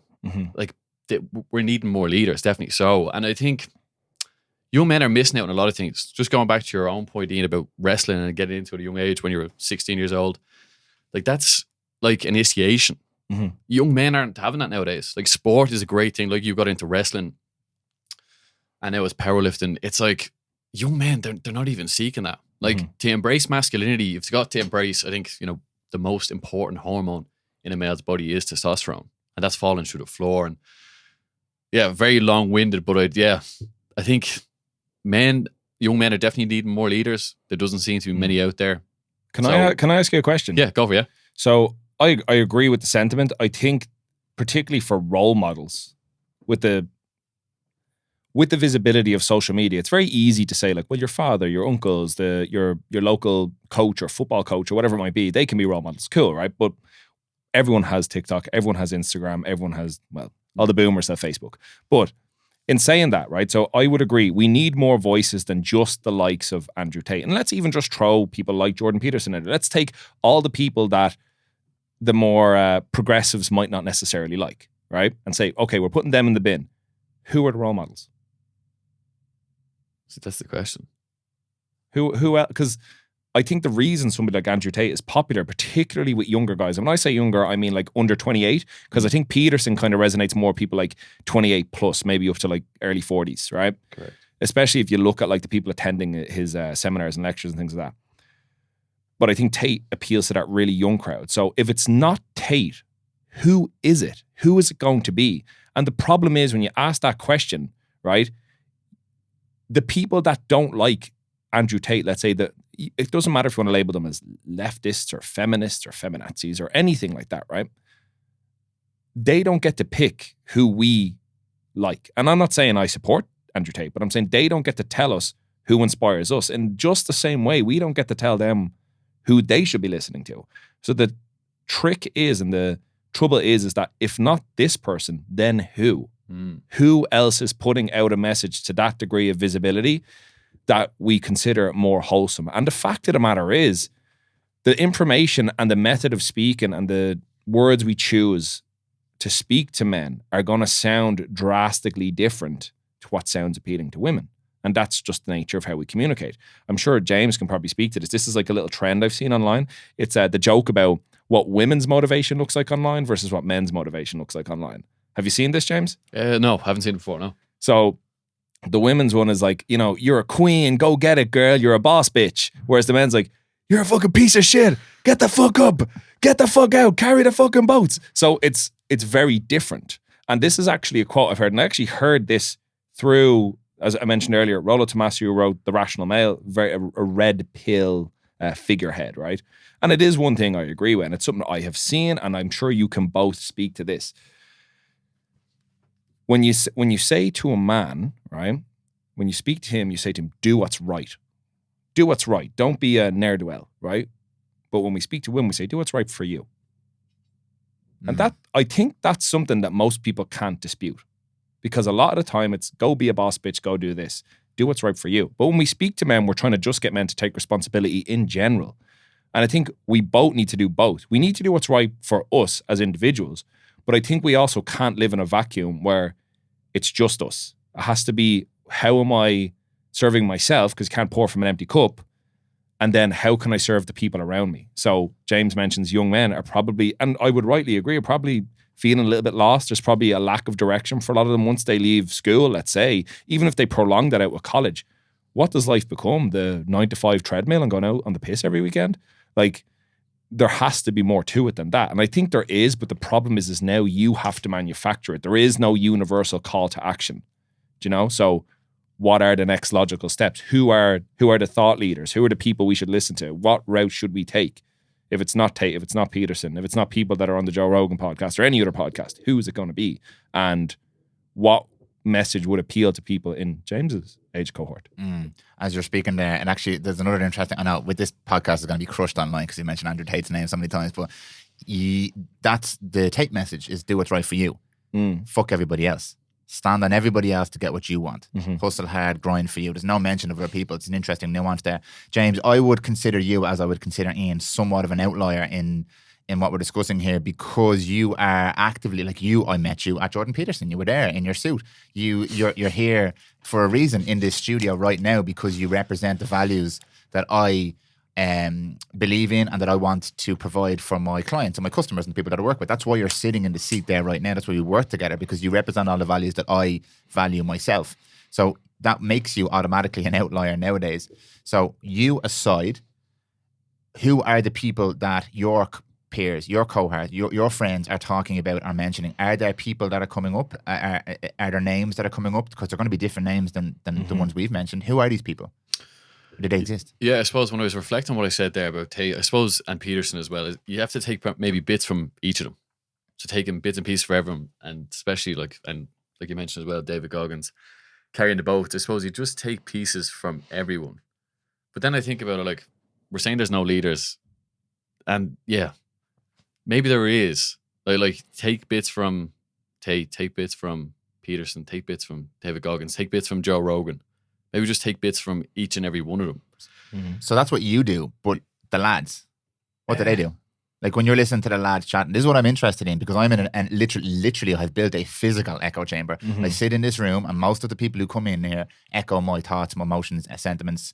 But outside of that, like when you're sitting with the lads, chatting with the lads, maybe the answer is nothing now. Maybe the answer is nothing, which I suspect it might be. But are there names that come up? Are there people that the general conversation is centering around that they don't mention Tate and Peterson and Goggins and Ferris and all these different people?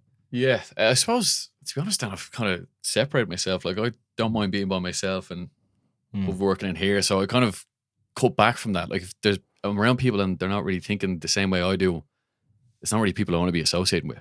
Yeah. So if I'm not having them conversations that you're not going to feel, inspired by or learn something new, I kind of cut back and keep the circle small. So yeah, them conversations never came up before. So I suppose that's something I'm seeking. And I get with yourself, definitely. Like every day we're in here, we're having, some interesting conversation that's engaging, that's talking about something we believe in. So yeah, them conversations used to never come up before. Yeah, I think they are important. Like even taking concepts from Peterson is really, really important, and discussing them, because it's definitely, new information, it does make you a better person, because there's different concepts you can apply to your life, especially the one you mentioned, Ian, where responsibility has been abdicated. Like, even using them words, responsibility and the abdication is like discussing them with other people, they might not understand that at all, or even be intrigued or interested to speak about them. So it's kind of just, having people around you that are thinking along the same lines and adding something to your life as well.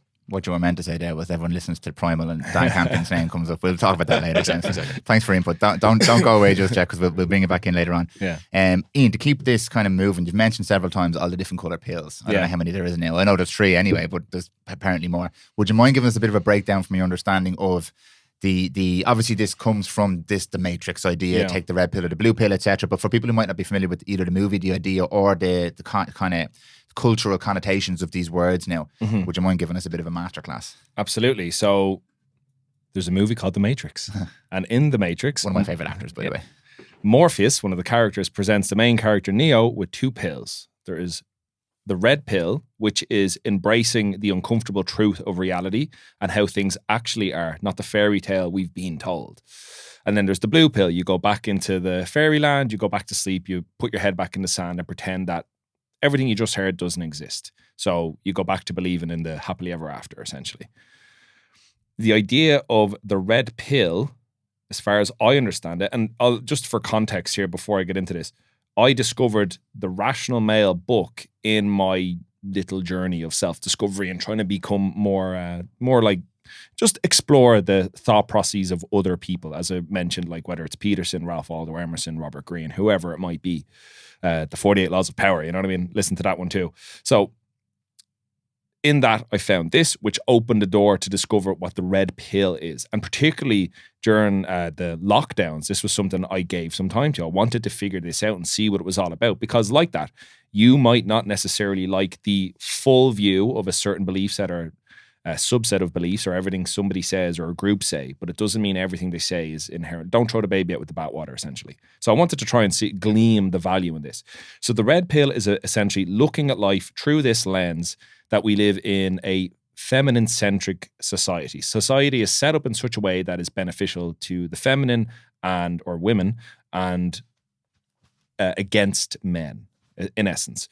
Men are essentially like the pack mules of society, and women get to reap all the rewards. So this ties into everything from the motivations behind what we do, what we will tolerate, how we're treated societally. Like some of it's true. Like, for example, in domestic abuse calls, it's usually the man taken away in handcuffs, even if the woman is beating the man. That's just a fact. We tend to view violence towards men a lot more casually than we do violence against women or children. Things like that are true. They're true facts that are reflections of society, and maybe they're indicative of bigger problems. But these are some of the things I talk about. But one of the bigger pieces of it is how men and women interact. So intersexual dynamics, which is its own separate topic from red pill ideology or praxeology, as they call it. So it's written in pencil, not pen, because it's still being learned. Oh, wow. That's what they say, praxeology. That's interesting. So it's not an actual belief set; it's a guideline by which you can navigate some of the modern world. So if that we narrow it, so we separate intersexual dynamics just for the moment and look at just say like the dating world, how to navigate the dating world and understand that it's apparently leveraged in women's favor. So the idea this belief set explores the idea that women are born with their value because men tend to favor younger women when they're more fertile, more beautiful, more inexperienced with other men. They are embodying more naivety and feminine traits. They're easier to mold into the mate of your choice.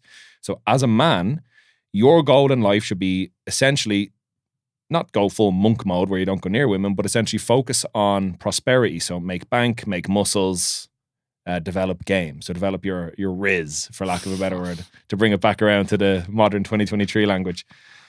Serious riz, Dan. So the idea is that you do that to the point where you move away from what most men would experience, which is called a scarcity mindset, where you are willing to do anything to get between a girl's legs and make a completely, you have non-negotiable standards. You will do anything. And this usually creates a imbalance in a relationship, be it an actual like girlfriend, boyfriend, husband, wife, or whether if it's a casual thing. You are at the behest of this person. And then the idea is if you generate all these resources and you become this person, you have an abundance mindset. You have your pick. And the idea is that, again, I'm just quoting the idea, is that historically, men were the prize and women worked to get with the richest man or the most famous man, or it's like, you know, Genghis Khan populated 10% of the world or something like that. I don't know the actual figures. So it's this phrase people talk about, become a high value man. Exactly. And it's become like such a cliched thing. So this is what it generally begins to talk about, is that you want and look at things through that lens. Like you'll notice if, for example, it points this out in most media, the man is presented as a bumbling fool and the woman is presented as competent. Homer Simpson, Marge Simpson, right? So it's look at how media shapes our perception of what we're meant to do. You know, like everyone's meant to get their Disney princess ending, like Prince Charming comes along and sweeps you off your feet and solves all the problems. And that's the life you're meant to lead. That's what women are meant to, you know, have these things done for them. Now, again, I will reiterate, because I'm saying, I've had this conversation before with somebody else and they like attacked me as if I'm saying this is my opinion. So I'll reiterate, this is just me explaining my understanding of what I've heard in the books. So it's pretty much trying to shape this idea to move your mindset into a more masculine appropriate or masculine advantaged position and away from a feminine centric position. So masculine centric. So to move in a way that benefits you and your masculine imperative versus strictly operating in the realm of the feminine imperative. What those are and how those play out in everyone's individual lives are going to be different, but that is the overall message. And more people will probably be aware of this with things like podcasts like Fresh and Fit and the Whatever podcast became huge. I've never actually watched an episode of it. I've only ever seen the clips everywhere. Yeah. So these two panel podcasts are probably the like ugly reflection of most of what these tenets are, or these belief sets are. And I think that's the biggest flaw with it all. But in any case, that's fundamentally what it's meant to be. It's to try and give you this lens to view things for how they actually are and not the story you've been told about it. You know, like, the idea of if you're just a nice guy and you just go out there and you just, you know, do your best and you treat a girl right, you know, everything's going to end up okay. Whereas that might not necessarily be true, because that expression, the age-old expression, is fundamentally true. Nice guys finish last. And even now you'll see women posting online talking about how usually the nice guys are actually the more predatory guys. They're not actually nice, you know? So I think the one idea I can kind of get behind with it is that it's essentially what you're trying to do, not with the red pill, but like the modern day, is you're essentially lying to women about your intent to get what you want. And only afterwards kind of showing your hand. You know, that, whereas the red pill idea is to encourage the idea of be as transparent as possible from the word go. If you're not looking for a relationship, don't tell someone you are just to get into their pants. But it's like anything, like people like Jordan Peterson, like people like Andrew Tate, like Adolf Hitler. Just because somebody may have said a couple of good things or had some good ideas doesn't mean everything associated with it is good. And I think that is very apparent in the red pill and the type of person that it attracts. In my experience, from my time, like dipping my toe in to see what it was all about. Okay. the latest evolution of this is the black pill. Yeah, the doom pill. What's the black pill? The black pill is basically this really nihilistic viewpoint that women only care about looks and money. And so if you're born somebody who's like 5'5" and you only make 30 grand a year, you've essentially no chance. You're not going to reproduce. It's the most nihilistic outlook on the future you could imagine, to the best of my understanding. And that basically women are strictly materialistic and only want men for these really two-dimensional surface level attributes. Both of these pills seem like they would be or are tenets of this idea of the incel community, the involuntary celibate. Mm-hmm. So red pill, basically, women are the problem here because they're selecting too high, but I will become a high value man and then I'll have my choice of the women, because I think there's a hypergamy. Hypergamy. Women tend to want to mate across and upwards, and men, well, whatever. So there is, just with that, right? And I definitely want to say this. I think that might be the ideal of what the original idea for being, and again, I'm air quoting, red pilled is. It's for you to recognize women are because again, think of it from the woman's perspective, right? If a woman's going to have your children, she's putting herself in a pretty vulnerable position, even to have sex with you. She has to allow you into quite intimate parts of her body. That puts her in, if you're a dangerous person, puts her in a lot of danger. Then obviously to have a child puts a woman in a very vulnerable position as well, carrying the child, looking after the child when the child initially comes out, like breastfeeding and things like that. So it's in a woman's best interest to mate select for a man that can provide protection, provision, and parental investment. He's not going to run away. He's able to protect her and he can provide for her while she's in this vulnerable state. So again, whatever about modern interpretations of man and woman or the social outlier of how we want to live the family life, I'm talking about hindbrain, millions of years of evolution. This is why women mate select this way. Women can only fundamentally get pregnant once a year. I know it's 9 months, but you know what I'm saying. By the time the baby is started to be conceived and the woman has the child and begins her cycle again to actually become fertile again, we're saying about approximately a year. A man can have 10 babies today if he's, got the machismo and he's got the staying power. So for us, and this is a big thing, sperm is cheap and eggs are expensive. So naturally women are going to mate select for the best available man they can get. One of the ideas in the black pill and to a degree the red pill is that because of we now live in a global dating marketplace, women can mate select infinitely up, whereas men are like, there's always going to be a man better than you. Whereas like for men, realistically, the standards we are looking for in women are probably not exactly the same. And this is actually an interesting thing I heard before, is that men look at a woman and find reasons to qualify her to have sex with.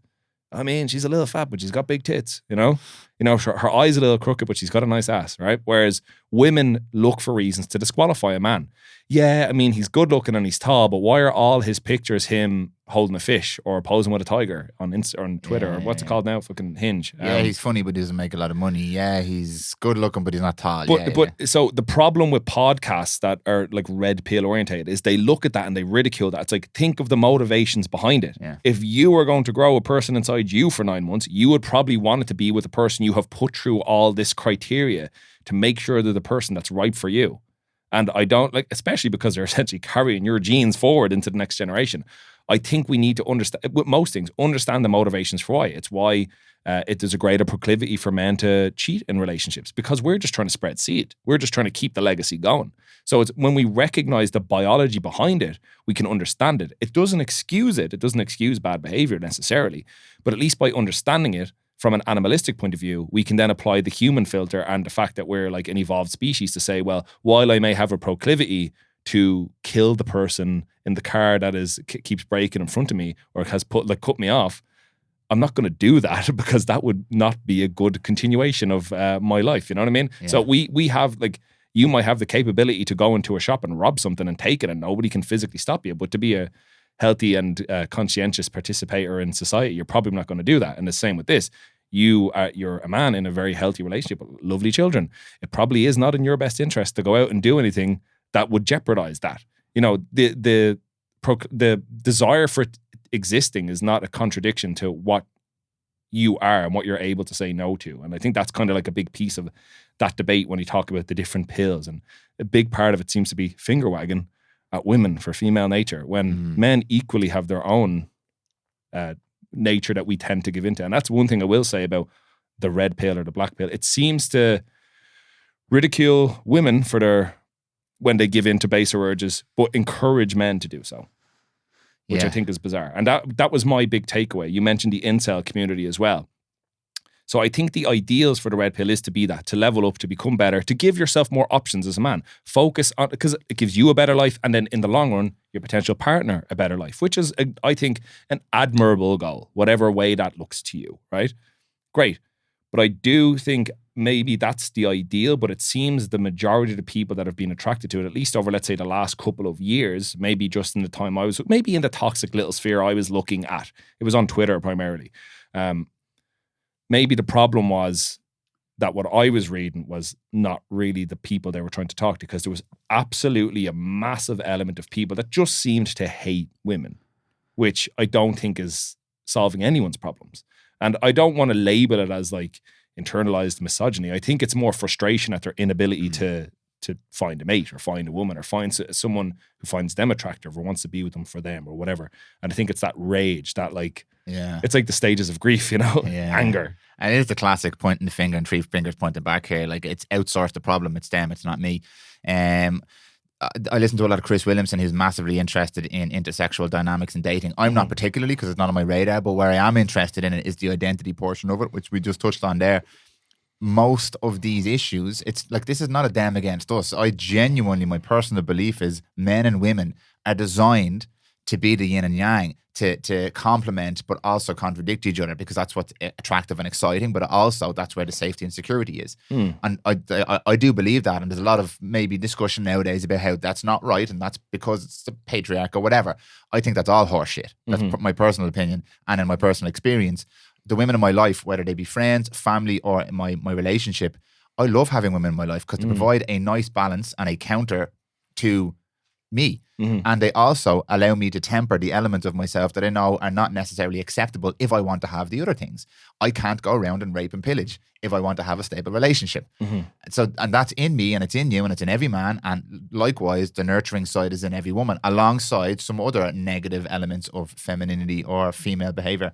But the individual identity, or the masculine or feminine identity, which this conversation is about, for me is probably the biggest problem with all of this. And how people, in my opinion, fall into these categories is very nuanced. I think it starts off with an identity issue. We may, I don't remember if we spoke about this on or off podcast. I don't remember, but we'll clarify again just in case we didn't speak about it on podcast. The world has changed, and we now have all of these different tools and elements that have accentuated potential problems. We also have an element that potentially is by design, a more subdued, submissive society. We won't go there for today. We'll actually do another podcast on that. And then we have all these devices and all these immediate resources available for us to facilitate this softening or immediate gratification without the hard work that kind of builds and sharpens the steel. So we have sections and subsets of society that represent identity to us, and we can become a black pillar or a blue pillar or a red pillar or a left wing or a right wing or a whatever. And that satisfies the urge that we have to identify as something. And not only that, we get social credit from it, from within our bubble, and then we feel like we're part of something. So it satisfies our identity, but it completely removes us from the identity that perhaps we should, I always hesitate to say the word should, but probably should be focusing on, which is our sense of self, which in the context of masculinity is, who am I as a man? What are my masculine or feminine traits? How do I understand, acknowledge, and accentuate them to become the type of person who can then have a relationship or be good for society or whatever? This identity piece, again, is probably, in my opinion, one of the big drivers for most of the disagreements and arguments that we have nowadays. Do you think much about identity politics and how that ties in with what we've just discussed, like this chasm between, because there's not actually, in my opinion, a chasm between men and women. No. But there is a perceived chasm between men and women, which then allows, where the danger, in my opinion, is allows people to fall into the red pill or the blue pill or whatever and create that chasm. I remember, and I'll use this as an example, I spoke about before, I remember meeting a girl who came in, wanted to do a podcast, and she was a black girl, and she's Irish, she's from Ireland, but a black girl. And she spoke about her experience as a black girl in Ireland and her experience with racism. And then she asked me a question. She asked me a couple of questions. And one was, did I put a black square up on Instagram? And I said, no. And she, why not? Are you against the cause? I was like, okay, immediately your you're going to create a problem here where there's no problem. I'm a pretty relaxed, cool kind of guy. But you say that to somebody else and they're going to argue with you and they're going to become the thing that you're claiming that they are. They're going to become the racist or the angry white man or the privileged male. It's like, I'm not, so I'll just discount that. I didn't put it up because I don't believe it helps anybody. It's like I don't believe a thumbs up on Facebook feeds the homeless. Like, so it's just not a thing I do. And then she says, have you spent any time checking your privilege? And it's like, that's another phrase that's inflammatory, that's designed to get me to say the things that justifies your position that I am a privileged white male. It's like, I acknowledge that in certain parts of the world, a lot of parts of the world, there's been oppression of black people, white people, women, men. I completely acknowledge that. I'm not ignorant. But I'm not the problem here. And I want to be your friend. And up until this point, we've had a very, very nice conversation. You're a lovely person. But if you follow this path, you're going to make an enemy of me. And I'm not your enemy. And I believe that that's what the danger of all this stuff is. I don't believe men and women are enemies. I don't believe any of that. But following this and leaving our identity behind and falling into these, I think it could create a big problem. What's your take on identity when it comes to masculinity and this kind of issue we're dealing with? I think, firstly, I suppose whenever you have to have those conversations, is probably not the right way to put it. Whenever those conversations occur, I think agreeing the rules of engagement are important. So agreeing upon what is the preferred outcome of this conversation. Because if somebody just wants to make a straw man of you, why even engage? They've already made up their mind. They're just trying to get you to reinforce the negative stereotype they have of you. The fact of the matter is most people are actually quite nuanced and have a myriad of different beliefs. Like you and I could share a belief, but for two completely different reasons and two completely different motivations. Which we actually do quite a lot. We come to that conclusion a lot when we're talking, So it's the same with most things. Like, for example, like to me, even the talk about like a lot of the racial issues that were brought to light in America in 2020, like that to me is not incredibly relevant. Not because I don't care, but because I don't have, for lack of a better word, skin in the game. I don't live in America. You know what I mean? And I personally have not encountered anything of that sort with anyone of any skin color, any ethnicity, or anything I've ever interacted with. Like, and the thing is, what people immediately do is try to qualify themselves. Well, I have this friend and I have that friend and they're this color and they're that color and they're from this part of the world. You don't have to qualify yourself. If you're not actively participating in hate for a particular subset of humanity strictly based on one attribute, you're probably not a racist. You're probably not sexist. You're probably not a homophobe. You having different beliefs to somebody else that doesn't in any way inhibit their ability to believe what they believe doesn't make you bigoted or homophobic or misogynist. It just means you believe something different to somebody else. Like if we look back through human history, people have literally killed each other over my imaginary friend in the sky is stronger than your imaginary friend in the sky or is more real. Now, look, if you're a religious person, I'm not saying your religion isn't real. I'm not saying your God isn't real, but I'm saying people have killed each other over that. Yeah. People have killed each other over, well, this little piece, this square of land belongs to me and it doesn't belong to you. And I actually like the color of my flag more than yours. Like, fundamentally, as intelligent as we are, we're still monkeys with sticks and we still kill each other and fight each other over stupid reasons. The good thing about the 21st century is we've, at least in most circumstances, moved away from sticks and stones and moved to verbal barbs at the very least. The problem is that it just resorts to ad hominem attacks. I won't learn anything from you if you're insulting me, and you won't learn anything from me if I'm insulting you. So it's better for us to say, here are the points. Let's just talk about these. You can attack the shit out of my point and disprove it with facts and evidence, because I'm a firm believer anything presented without evidence can equally be dismissed without evidence. And we can just have a debate back and forth, and that's fine. But the moment it becomes a you versus me, like that lady unfortunately seemed to be doing to you, it wasn't a talk about the BLM movement in 2020. It was you, Dan. Did you post a square? Which, whether you did or not, is not necessarily reflective of your belief set. Because again, this is kind of bringing it back way to the start, to the brand of me. Why does your social media have to have a reflection of you? Like, does whether or not you post pictures of your loved ones indicate your level of love? Or are you just a private person and you just post about your brand? That's me. I don't post my personal life on social media by design. But that doesn't mean I love the people in my life any less. In fact, to be honest, that's my way of honoring and respecting them. I am not going to make you a prop in my brand, you know? And I think that's a big thing nowadays. Now, in the whole like identity politics, I think a lot of it is people like that. Like we talk about young men who are maybe lacking a degree of either it's leadership or self-identity. They will find a group that there's like a tribe of security around them. And people do this with all sorts of things.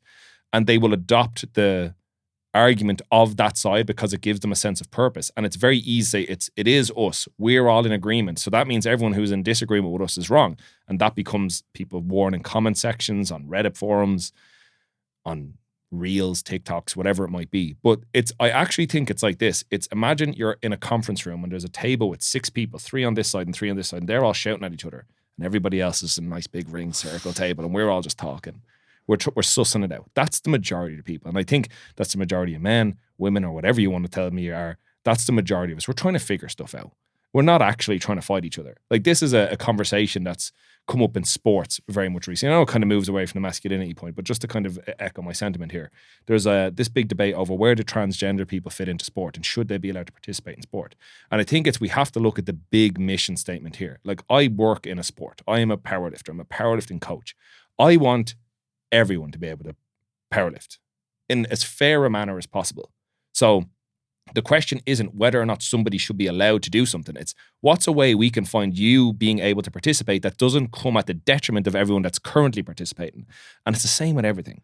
Like, I don't think it's a problem if somebody exists. It's how can we find a way for you to exist in society that doesn't become a detriment to everybody else. Now, there's things that are like, for example, I don't necessarily want to live next door to somebody who's a, reformed serial killer. You know what I mean? There are some things that are exceptional, but like, somebody, for example, like with gender identity, them wanting to be a different gender doesn't affect my life. Do you know what I mean? So if they want to just be normal participating members of society, great, go and do it. If you want to participate in a sport, okay, well, that's going to come with caveats, but we need to find the caveats that you agree with, the current participants agree with, and society agrees with, so we can do this in a meaningful way. We can't just say, no, you're not participating, or yeah, let's just tone deaf, shoehorn you in here at the detriment of everybody else. And it's the same with most things. Young guys that are maybe falling into that, like, they have lack of emission, they're lashing out, they're leaving hateful comments online for whether it's women or other men or whatever it might be, or they are involuntary celibates. They're going, like, rather than vilifying these people, what can we do? What resources can we make available to help these people or move the needle that there's less of this subset? Because frankly, they're probably very unhappy. Now, there has to be an element, again, of self-responsibility. You have to be willing to say, I am willing to give up what I am now for the potential of something better. So you have to stop shouting and calling women 304s in the comment section of videos and going on about fucking body counts. What's a 304? A whore. It's internet for whore. I'm not down with the lingo. Yeah, it's like hoe, basically, spelt out 304. Oh, okay, yeah. Because the word hoe is banned in a lot of platforms. Okay, so it's like that needs to be done away with, because again, attacking an individual doesn't make your life any better. Like, nobody ever walked away from calling somebody a name under a video and said, yeah, I feel better now. My day is better. You just feel like, James can probably speak more to this. Like, hopefully you've got your mic on, James, but like, it's probably a big piece of that. Like, one thing we're probably lucky with, and I know I definitely am, I did not grow up hooked into social media. I didn't have an Instagram when I was 14. James deletes his Instagram every single day and only re-uploads it when he needs to use it. James an outlier, I'm telling you. But that's why we're in not the actual Instagram. That's why we're in an echo bubble here. James an outlier. But look at it from, so say, James, from your perspective, you probably have friends that if somebody unfollows them on Instagram, it's like it's a big problem. Or like if somebody's like Snapchat score or something changes, it's like this can have an impact on their day. I don't know how Snapchat works. What's the Snapchat score? You get like a score or something, like for the more Snapchats or something. This is close to social credit score. Yeah, they're trying to do. So like, would you see people's entire mood be shifted by things that are happening with their social media accounts? I have, yeah, definitely before, yeah. And do you know what it is? It's an oversensitivity to it. Like, how can you let something that's out of your control affect you so much? Like, someone follows you. Like, why would you care about that? There's more important things in life. I just think that's coming from a point of almost being weak, because someone has control over you if they've got that power to bring that emotion out of you. That wouldn't really affect me, and I'm guessing it wouldn't bother you in the slightest. I come at this with a level of compassion I didn't used to have now, because I kind of, not that I understand, I'm not being patronizing here, but if my identity, as we just spoke about earlier on with the persona and the avatar, if my identity is tied up in this thing, inherently we have a negativity bias. It's a survival instinct. If that has become my identity, if I'm spending 8 hours a day on this phone and everything I do and I post is either being I've completely lost the word I was looking for there, but it's being, I'm getting a thumbs up or a thumbs down for literally every single thing I do online here. Obviously, if I lose a friend, I'm gonna feel that as a direct reflection on myself. I will not feel any of the positives, as we said earlier on. The persona can't feel those positives, but I've created this idea of who I am, and other people have acknowledged and verified this by following me, by liking me, by engaging with me. So any negative activity on that app is going to be. I saw this years ago, and I won't say exactly who it was, but there was someone quite close to us, and was extremely upset that she had posted something on Facebook, and a particular friend hadn't liked it after a couple of days, and she was distraught, and I was, first of all, completely confused. And then the more I thought about it, I get it. That's where most people now live their lives and interact and develop community and generate their sense of self-worth. Mm-hmm. And that's a problem. I'm not saying that's normal. I'm saying it's the norm, but I'm saying that's a problem. So any attack or any perceived negative associated with that, you're going to feel as a human being. You're going to feel that. That's where the whole "don't read the comments" things come from. Mm-hmm. Post and goes. Get out. You like. I believe the platforms are incredible. I build my business. You build your business on these platforms. They're fantastic. However, they are riddled with traps, booby traps. And if you're not aware, again, it's the awareness piece. If you're not aware, that's what I get why somebody would get really, really tied down and upset by having something negative happen. Do you know what I think it is, Dan? It's a validation metric. So she hasn't liked that. Then I don't feel validated. 100%, yeah. But she perceives that as the real world. And it's a threat to her survival in the tribe. It's why we have a fear of people laughing at us.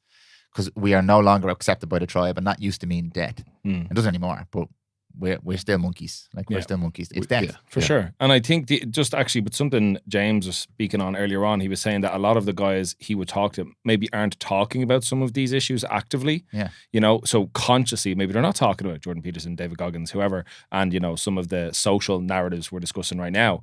But I would always be curious about what's information is being filtered into their feeds. Because this is the big thing with it. Like you mentioned, this girl got upset because her friend didn't like the video or the picture. Who says she even saw it? She even seen it. She probably didn't. So that's kind of the thing. Like I'm old enough to remember when Facebook was done in chronological order. It's not done that way anymore. Yeah. Same with everything that's posted online. The most topical things that are getting the most interactions are pushed to the top of your feed, or the things that are most relevant to you. There's even a section now on Instagram that says least shown in newsfeed and most shown in newsfeed when you click into your people you're following. And I think that's really interesting because that's kind of the point. Like, I don't, and I know you're saying you've got some compassion for them. I have a very hard time trying to understand it because even in the time I've been making this podcast, I think I told you this, and this actually cracks me up. I'm thinking about it when you guys were talking. In the same week, I had a comment saying me and Ben were right-wing misogynists. And in another one, that me and a friend of mine were two beta males using woke language. And I remember reading it, and it was so funny, because I'm like, God damn, the internet's hilarious. And this is kind of the point. I think you're trying to, I had a guy message me for me, mate, did you fucking unfollow me on Instagram?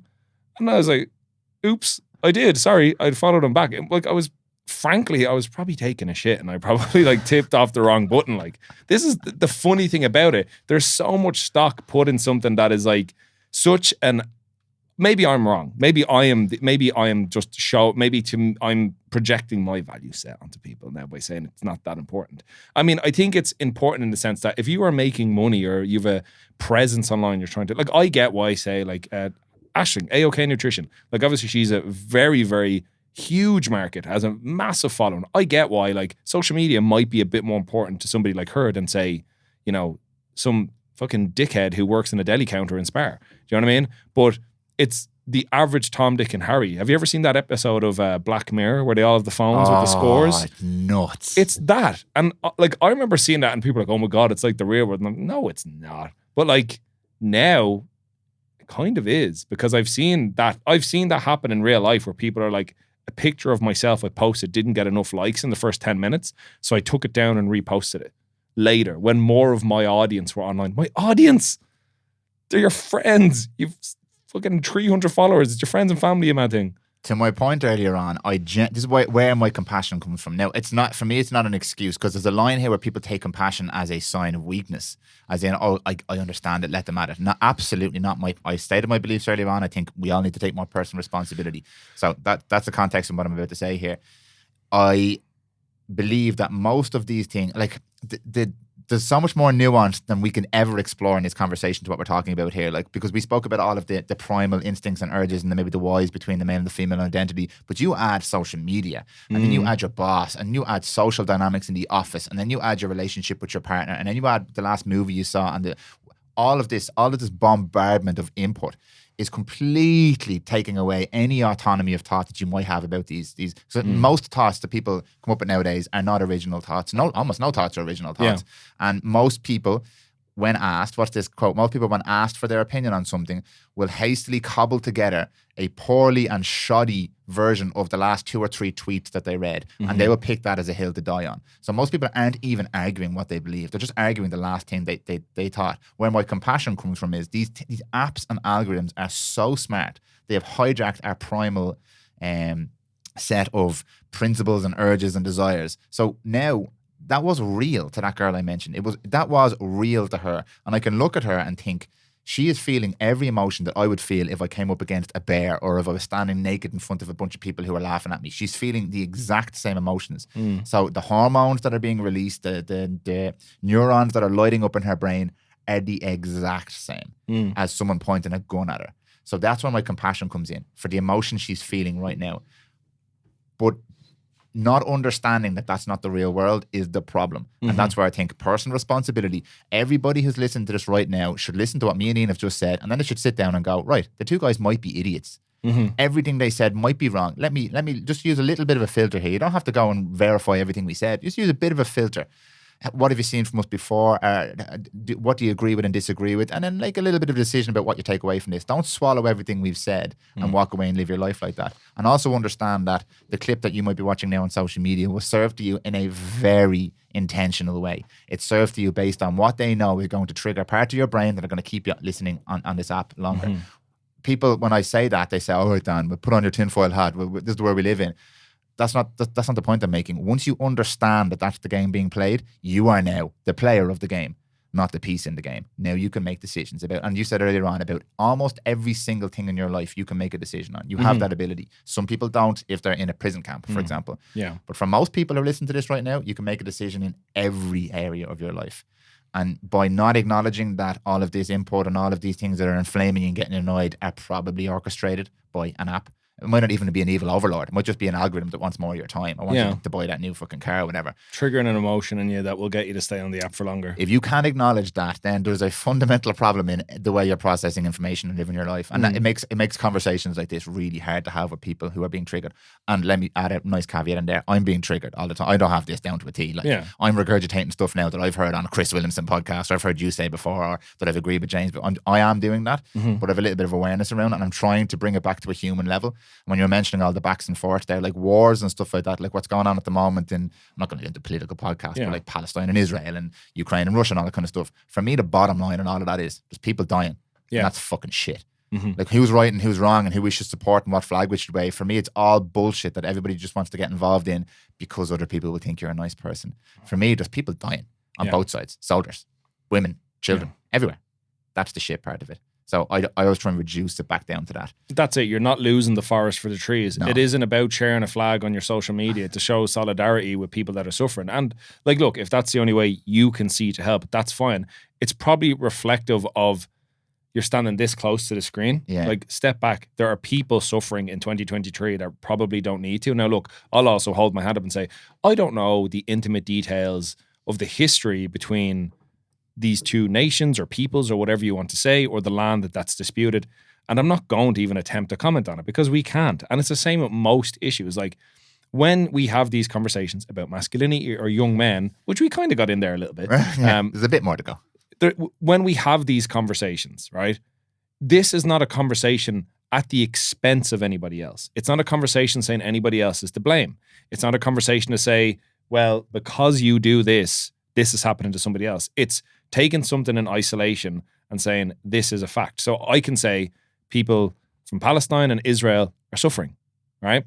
Their plights, I may not know the intimate details of, but I can see that there are human beings that are dying for probably a reason that's not good enough to sacrifice human life.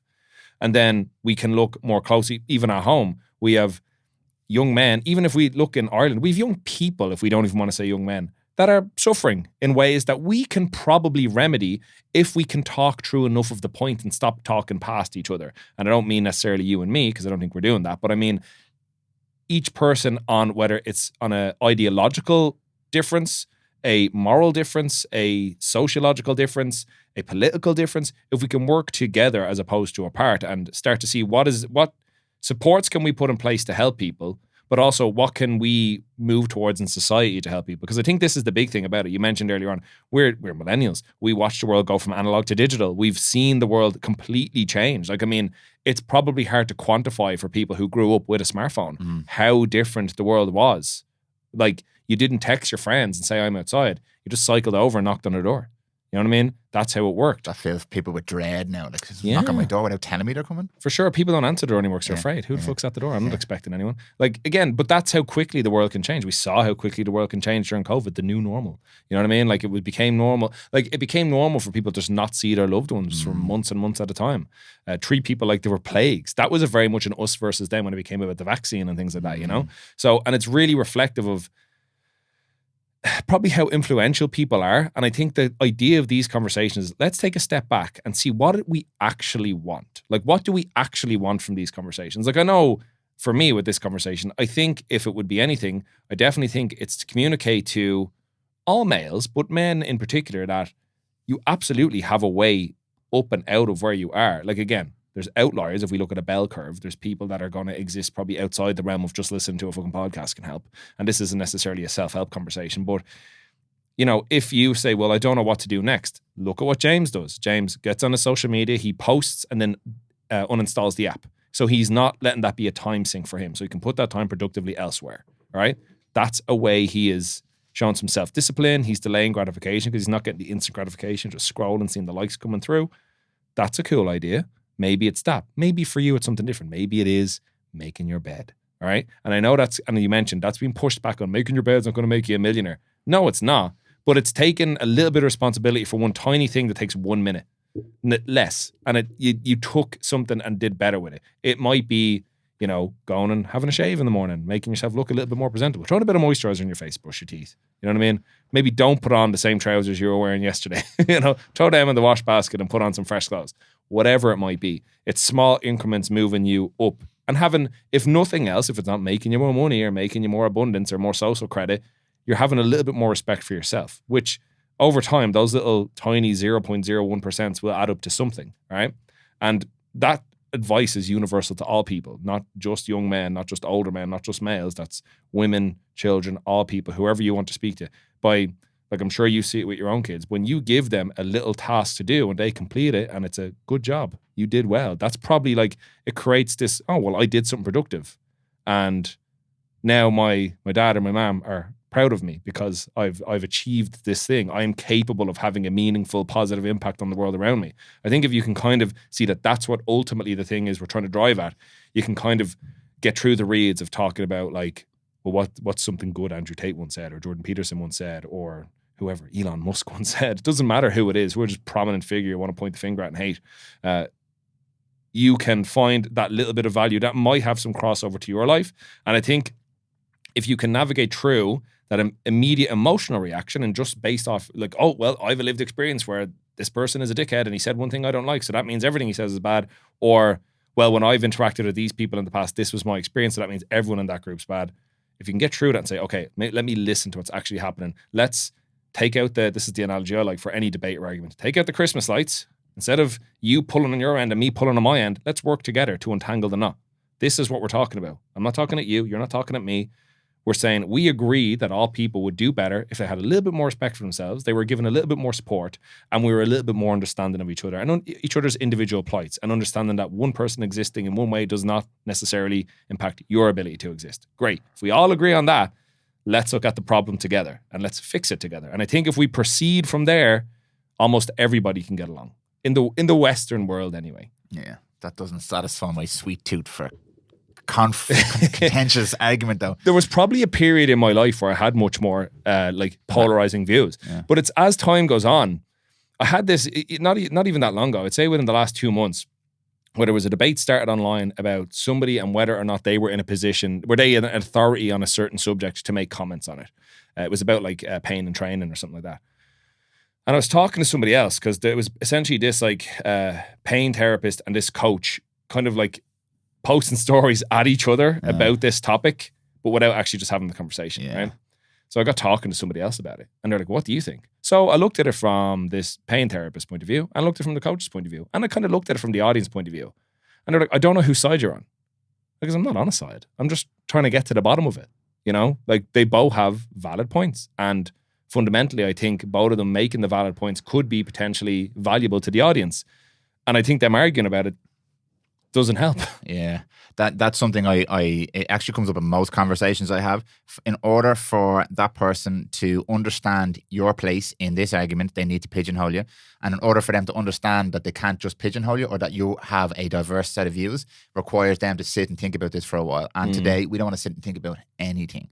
We force feed ourselves as a result of our maybe internal angst or confusion or lack of identity. We force feed ourselves and are force fed input.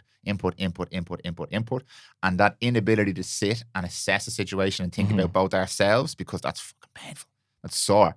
And to think about potentially you have a broader set of views than A or B, that just takes time and energy that, in my opinion, most people nowadays don't have. Not necessarily through the fault of the people. There is an element of personal responsibility. The world we live in is designed to do that. But again, acknowledge that, give yourself the space and watch how your worldview pretty much transforms, I would say. But yeah, that not having that distance, it's a conscious and unconscious issue that we deal with nowadays, which creates with me looking at you going, why won't you be left or right? You have to be left or right. If you're not left or right, what the fuck is this? And I'm kind of in the middle. Like most people probably are, if you took 5 minutes to think about what they're actually saying. I always think this when I don't watch political debates, but anytime a referendum comes up here and I watch the absolute horseshit that they roll out on TV, which is how people make their decisions. They roll this shit out and it's just, well, you do this and then, well, you do that. I'm like, who the fuck are these people who are on television shouting at each other like children? Like most people actually don't agree with either one of these people. They agree with elements of what they're saying. You hate women and you hate kids. Most people I know don't hate women or kids. But you have to pick a side. Yeah. And if you don't, you're not part of the conversation. Like pick a fucking side. Most people, if they gave themselves that little bit of space, wouldn't actually want to be on either one of those sides, but vocal minority and identity and wave your flag and get the social credit, and then it's been fed to you by social media, blah blah blah blah blah. Well, and do you know what it actually kind of reminds you of the thing you were drawing earlier on with the attributes? Yeah, you know, I'll hold like it up again for the camera. Speed, dexterity, whatever. You know what I mean? You're over specializing in one. Like, I think that like that. I'd imagine even people's like social and political viewpoints are like drastically different based on what the point it is. I don't believe one person is completely conservative on every single issue and completely liberal on every other issue. You know what I mean? I don't think that exists. I think there's like people who are probably more progressively minded on certain issues and probably more conservatively minded on others. Like a great example is somebody might be very progressive in terms of like laws around marriage. Let's just say like, oh no, people should be able to marry who they want and that's all fine, and whoever raised kids or whatever. But they might be more conservative on the idea that, well, I don't want to have to pay more tax because I have a spare room in my house that I don't want to rent out, which is actually a progressive idea at the moment. You should be taxed more if you have a spare bedroom that's got no one living in it. So if you don't want to share your home with somebody else, you must pay more tax. Yeah. Right? I think most people that are homeowners or hoping to be homeowners probably don't want to deal with that. They probably would just want to have a room they can have as an office or whatever, or if guests come over, whatever it might be. So again, you can be a very like progressively minded person, but very conservative when it comes to certain aspects of yourself. And that's okay. And I think the bigger picture, again, if we just keep zooming out, we need both. Yeah. You need people who are progressively minded and people who are conservatively minded, because you need, Jordan Peterson talks about this whenever he talks about politics, you need progressively minded people to keep the world moving forward and to keep things evolving. But they're also not good at stability and keeping things as they, like, keep it upholding institutions. This is why we need the conservatives. We need the people that are going to clock in every day at 10 to 9 and they're going to clock out every day at 5 o'clock. We need those people. We need both. We need the free thinkers. We need the early adopters. We need the people that are going to keep us moving forward and keep inventing things like the metaverse or smartphones or whatever the next logical leap is for us, the next phenomenal piece of technology or social engineering we might see where things drastically change. That might happen in the next 20 years, let's just say. But we also need the people that, you know, keep the banks running on time, keep the transport going, the people that are just, you know, they're not very idea driven, but they absolutely show up and get the job done. They're regimented people. We need both of those all the time. And one does not have to come at the expense of the other. And again, imagine if we're able to do all this while people are apparently combating each other, which I don't think they are on a ground level. I think on a surface day to day, we actually mostly get on. But like even on a macro level, if we think that's happening, Imagine what would happen if we all just actually worked together. That would be a great idea. If people stop, like, think of America. If the political parties stopped arguing with each other and actually just did the best for the American people, let's say, or in Ireland, if Fianna Fáil, Fine Gael, Sinn Féin, the Green Party, instead of just have, like, when we had the problem with the chairs a couple of years ago when they formed the coalition, what if they had actually all just worked together? Yeah. What if they, yeah, well, they won't, because they're going to do what's best for the party and not what's best for the people. It's literally in the title. You've got the party and the opposition. Yeah. Like, they're literally called the opposition. And we've kind of inherited downstream this American idea of this two-party system where it's us and them. And if they're in, we'll do everything we can to oppose their ideas and get us in. And to be part of either party, you have to oppose the ideas of the other party. Yeah, but I don't want to go too far off. We'll have another one about political input on this, just to wrap this up with some maybe takeaways for people, right? Because it's been a very nice meandering conversation. Now, we've touched on the points I wanted to touch on. Just this last little chunk I want to talk about here when it comes back to masculinity and this idea of becoming a masculine and resilient person. Let's just put person. I'll put man in there, so whatever you want. Do you believe, number one, that difficulty and challenge is an important part of that process? Absolutely. Do you believe that you need to look for that difficulty and challenge, or is it inherently available in life for most of us in 2023? Oh, see, that's difficult now. I'm going to have to diatribe a little bit here. Okay, I think there needs to be a degree of voluntary hardship. Okay. And that's things like going and training, whatever that is to you. For me, it's powerlifting. For somebody, it might be running. For somebody, it might be gymnastics. It doesn't matter. But physical. Something physical. Enjoy your body. And, like, understand that, yeah, you'll go today and you'll look the same, and you'll go tomorrow and you'll look the same, and you'll go the next day and you'll look the same. But you'll rack up enough wins over enough time that slowly your body will start to change, and you'll get that result months, potentially years down the road, and it will pay off, right? So you have to manufacture some hardship for yourself. That's just true. But I think it would be tone deaf to say there aren't hardships people will just face as time goes on, because we don't necessarily know what's around the corner. And I would not be so insensitive to say that there aren't hardships people still facing. Like, for example, a lot of the mental health difficulties we see these days, while many of them might be fabrications of the modern day, it doesn't mean people aren't suffering. Now, I do think you need to take proactive steps to start to do something about it. But the problem is, I think pretending like they're not real doesn't help people. Yeah. But I also think that letting that become a key component of your identity doesn't help either. So it's about trying to find the balance between acknowledging what your hardship is and taking steps to move through it, whatever that is for you, whether it's a physical hardship, a mental hardship, a spiritual hardship, whatever it might be, an external hardship. Maybe you're fine, but somebody in your family who's very close to you is very sick. Letting that consume your life is probably not what they want, and probably not what's going to ultimately serve you. So there's so many hardships that could potentially be faced. But yeah, I mean, on a surface level, the wolves aren't at the door and the snakes aren't in the crib. So enjoy the fact that that's something we can do. Enjoy the fact that you're in a position, for most of us, that we can opt into getting 8 hours of sleep a night. We can opt into eating a balanced diet that has enough protein in it that we're not going to go blind or develop, muscle wasting or sarcopenia or whatever. You know what I mean? We're in a position where we have to actively make decisions that will probably be challenging to our, like, instant gratification and the want for a dopamine hit, but will pay dividends down the road. And sometimes it's worth just doing the hard thing because that hard thing is worth doing. Because what else were you going to do at that time? You know, it's better to get it. Like, even if you went to the gym and saw no results forever, it was probably better to spend that hour doing something hard that challenged you mentally and physically, even if there's no reward at the end, than if you just lay in your bed doom scrolling to a reel that or a TikTok you won't remember in 5 minutes. And I think that's kind of a trick and a hard point for people, because it's easy for me to say that to you now. It's very difficult to put into action for a lot of people. Yeah. And I suppose that's the thing. You do need to seek hardship, but in many ways, I think the idea of seeking hardship and this resilience you develop and this grit is to be able to face the challenges that come with inevitability that you can't predict. Face them on your feet, because this prepares you for that. Yeah. In the context of what you've just said, and also the context which I've mentioned in the intro, that you are actually qualified in the sphere of health, physical wellness, strength, performance, all these different things. If I was to ask you for 3 things, right? And we are men, so I'm going to speak to men in this. I'm not going to presume to speak to women.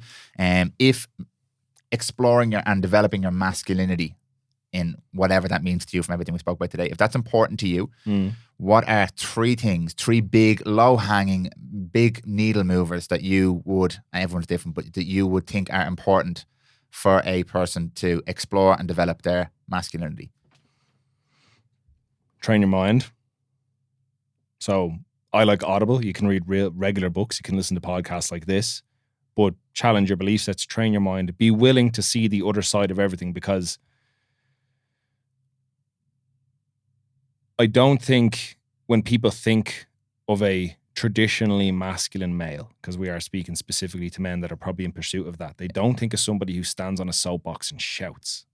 They probably think of somebody with quiet resolve, who probably has very strong opinions, but is very willing to hear the other side. So challenge your own belief sets and learn, because frankly, if you're like under the age of 27, 28, you know fuck all. Yeah. And that's not throwing shade. I thought I knew everything when I was that age, and I knew fuck all. I probably know fuck all now in comparison to when I'm going to be 40 or 45, 50, you know? Train your body is going to be another one. And it doesn't matter what it is. You can go and lift weights. You can be a bodybuilder, a powerlifter, CrossFit, run, jog, sprint, climb. My advice would actually be to explore all of it.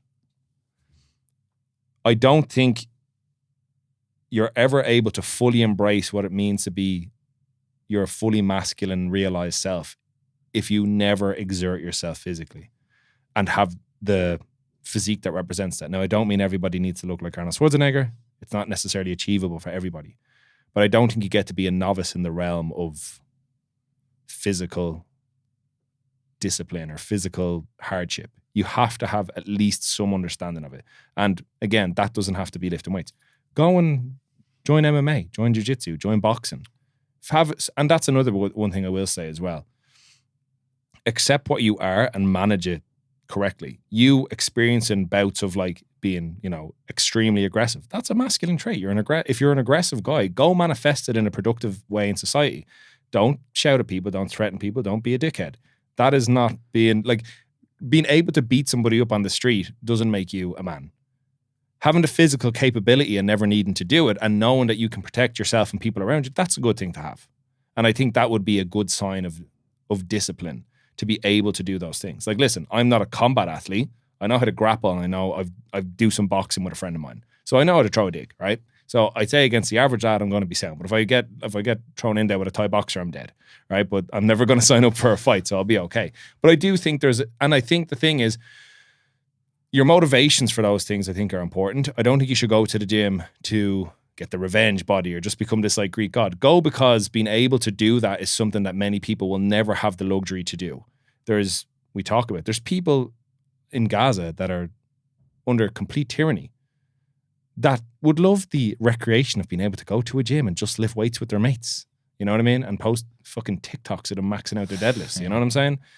Go and hit some pads with your friends. Not because you're going to be the next Conor McGregor or you need to prove something to somebody on the street, but because you have the benefit of being in the split between male and female. You are the more physically capable one, particularly in your upper body strength. Use it, but use it productively. Use it for a way that serves you, serves your tribe, whatever it might be. You're lucky enough to live in a day and age where most of us are never going to face any physical hardship in terms of physical danger. The proclivity for violence is way lower than it's ever been at any other point in history. You're likely to never get robbed. You're likely never to get in a life-threatening situation outside of freak accident in nature. These things are very unlikely to happen. But on the off chance that they do, be the person that probably knows how to do something about it if you're backed into a corner. And just to also know you've got the skill is probably good. Those would be two things. So, train your mind is a big one. Train your body is another one. And I suppose one that kind of sings to me is I want to be the person that I would have needed when I was a child. So I didn't have a strong, reliable male figure when I was very young. So I am trying to be that now. I'm trying to embody the person I would have liked to have had around when I was younger. So I tried to think of that when I work. And that's a big thing. I'm lucky because with the subset of the people I work with, in powerlifting and the general public, I have a nice split of male and female. I have a nice split of age groups. I train some ladies as old as in their late 60s. I train some guys that are 18, so I have a wide range. And I find the language I use and the motivations I use and the assurances I use and the encouragement I use is completely different depending on who I'm talking to. But the important thing is that my job is not to be inspirational. I'm not trying to be an inspirational fucking figure. I'm not an influencer. But I'm trying to help those people realize who they could be and encourage them to be better than they were yesterday, let's say. And by doing that, I play the role for them that was potentially lacking for me. And because like that, there's not, and this is another big thing as well when we talk about masculinity and we talk about absent fathers. An absent father is one thing, a weak father is another, you know? And I've got a couple of guys like that. Like, and again, no shade at their old man, but they're not somebody that these young guys are able to grow up having respect for and deference for or admiration for. And I'm not saying I'm being that person, but if they've decided this is a way I want to realize a masculine attribute for me, whether it's powerlifting or having conversations like this, I'll have conversations like this with a lot of the young guys. If that's what they're deciding is important to them in this stage in their development, it at least gives them the context to have somebody to go and say, hey, what do I do here? You know, there's a joke. A lot of them do call me dad. So, and that means a lot to me. You know what I mean? Unironically, it does genuinely mean a lot to me because I know I didn't have that. So being able to be that for somebody else is a nice thing. But I do think those are probably 3 pillars. Be well trained in your mind. Basically, don't be fucking ignorant on a topic. If you're going to chime in on it, have something to say. But give people the space to have their say first, so you know at least who you're talking to and what the rules of engagement are going to be. Train your body in whatever means that means to you. There's no right way and no wrong way, but don't be a couch potato if you can avoid it. If you've got a healthy body, you've got 4 working limbs and you've got a brain in your head, go to a fucking gym or go run outside if you can't afford a gym. Do something. Don't be a slouch. Doesn't mean you have to go 7 days a week. Even if you just get up in the morning and do 3 sets of 10 push-ups and 3 sets of 10 squats and 3 sets of 10 sit-ups, and you go for a jog before school or after school, and you come home and have your breakfast and say, you give your mom a kiss on the cheek and go, good for you. You're doing something. And that anything, and that's what I always say to everybody, anything is a million times better than nothing. And if you're in a position where the only thing that's a barrier to participation for you is desire to do it, that's like the final hurdle. If you can get over that, you're sound, you're flying. You know, there's people that would, and maybe that's not a motivator to say there's people that want to do that that can't, but that is a thing. So if you're in a position to do it, by the love of God, do it. If you don't know what to do, I'm not even going to say, come and speak to coaches like me. Hop on ChatGPT and ask it what to do. And it will tell you, I want to train 3 days a week for 30 minutes. I'm this age, I'm this gender, I'm this height, I'm this weight, and this is what I want to achieve. And it'll spit some facts back at you. Great, good for you. There's a free program, you know? And then obviously the last one is think about who you are to other people and what you want to be. And frankly, I think this is a big one most lads will ultimately resonate with. Maybe not when they're as young as 19, 20, but for most men of your and my age, think about what type of legacy you want to leave. Because there's that expression that a man dies 2 deaths. The day he takes his last breath and the day his name is spoken for the last time. I can make peace with the idea that one day my name will be forgotten. All right. But I want to at least believe that the last thing that was said about me was he was a sound fucker or he was a good lad or he helped me. Beautiful. Jeez, my voice cracked there, yeah. And now, honestly, I think advice, maybe it's not advice, like that is simple, but so powerful. I would agree with everything you said there. I think it's really, really powerful. I'm going to leave it there. We're going to cut it there. But I mean, there's so many more topics I'd love to explore with you at some point. For all the good people who are now sitting there charged up, full of testosterone after listening to that last little monologue there, where can they find you? Where can they go to hear more, to listen to more? So I produce a podcast here on Prymal called The Iron Mindset. I primarily speak to other powerlifters, but a myriad of different fitness people. I've had people on like Jake Brennan, the first man in Ireland to get 1,000 kilo total. So a combination of a squat, bench and deadlift. His journey from becoming a steroid user, substance abuser, and as he says himself, being at the edge of a rope to being the person he is now. Jake has, in his own ways, embraced this journey a bit later in life, he'll probably admit, but he's gone on the path to be a personal trainer. I've had on Don Stacey, who is a type 1 diabetic, who is like, has a championship mindset. Type 1 diabetic, small girl, competed at IPF Worlds, one of only 4 Irish powerlifters to be there. So despite having this thing, and this thing that she could blame a lot of like, well, I can't because I've this, has gone on and represented her country. Of only 4 people in 2023 to lift. So for those that don't understand, the Irish Powerlifting Federation, not Irish Powerlifting, the International Powerlifting Federation is the biggest tested federation in the world. And only 4 Irish powerlifters were chosen to go this year because the standards are so high, and Dawn was one of them. Type 1 diabetic, she's about 5'2". She competes under 52 kilos and could have 1,000,001 reasons why she couldn't or wouldn't or didn't, but she did. And I have massive amounts of respect for people like that. So who were the other 3? Other 3 people I have respect for. other three people in that who went to represent their country? Cian Madden lifts out of abs powerlifting. He competes in the same weight class as me and makes me feel terrible about myself every day because he totals about 70 kilos more than me. You had Emma McDermott, also from abs powerlifting, who went to represent, I believe, in the under 76 weight class. Emma is another person who I'll actually be having on my podcast soon enough. I have never known somebody with such work ethic as Emma McDermott. Emma McDermott, from the day she stepped foot in the gym, was an athlete. And like unapologetically, she had absolutely no problem telling people to fuck off if they got in her way, if they took her out of her mindset. She has a regime that she sticks to. And it's like, it's that idea that I think what people think an athlete is and what they actually are is two very different things. You know, athletes don't get up at 5 a.m. and do their stretch routine and their morning gratitude. They fucking sleep. You know what I mean? Emma's a champion. And if you ever met her and you see the way she trains, you'll know that. I'm really looking forward to having her on. And then there was Alison O'Reilly, who is currently acting president of the Irish PF, who is a mainstay within Irish powerlifting since it began, who, as I said, is currently acting president of the Irish PF.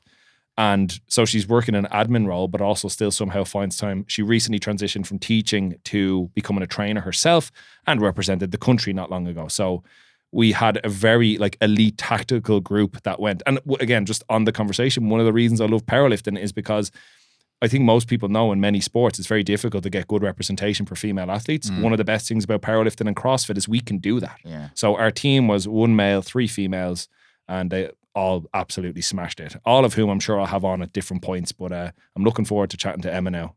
Just as we bring that I'd up. also like to bring up you recently represented the country. That's true. In the sport of powerlifting, and why I bring that up is because a lot of the time conversations like this can be great, but can be a lot of chewing gum for the brain, mental masturbation. You are somebody who tests these ideas in the crucible of a very, very difficult pursuit. You represented your country, you coach other people, you compete regularly, you challenge yourself, you push yourself using all of the principles and guidelines and strategies and structures that you've just spoken about. So it's real life stuff.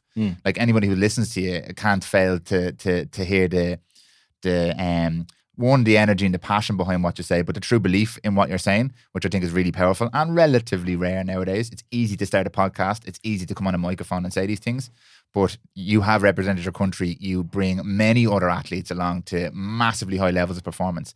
And your podcast, I remember at the start thinking, is it all going to be powerlifters? But actually each conversation, while it might be a powerlifting conversation, is you kind of Trojan horse in there, all of these different principles about these people who overcome adversity, challenge themselves, work really hard to achieve a goal, and understand that in order to do this, I must do this. Hence, I must become a better version of myself. So it's why the Iron Mindset's the perfect name for it. And if you haven't listened to it yet, even if you're not into powerlifting, go and listen to some of those episodes. They're absolutely amazing. And Iron PT on Instagram. If people want to like reach out and have a chat with you, you cool with that? Absolutely. I will reply to any DM about anything, whether it's something to do with the podcast, anything we've even discussed here. I'm happy to discuss. I'm a devil for a voice message, so people better get ready for that. I can vouch for that. Yeah. So you can expect a couple of voice messages back because there's still a 1 minute limit on the Instagram one. So if you do ask a pretty nuanced question, expect to get like 6 or 7 of them back. That's fair. Prepare for the Tate hate you're going to get as well after this podcast. Oh, for sure. And listen, that's kind of the big piece of it as well. And I really hope that's the takeaway from this.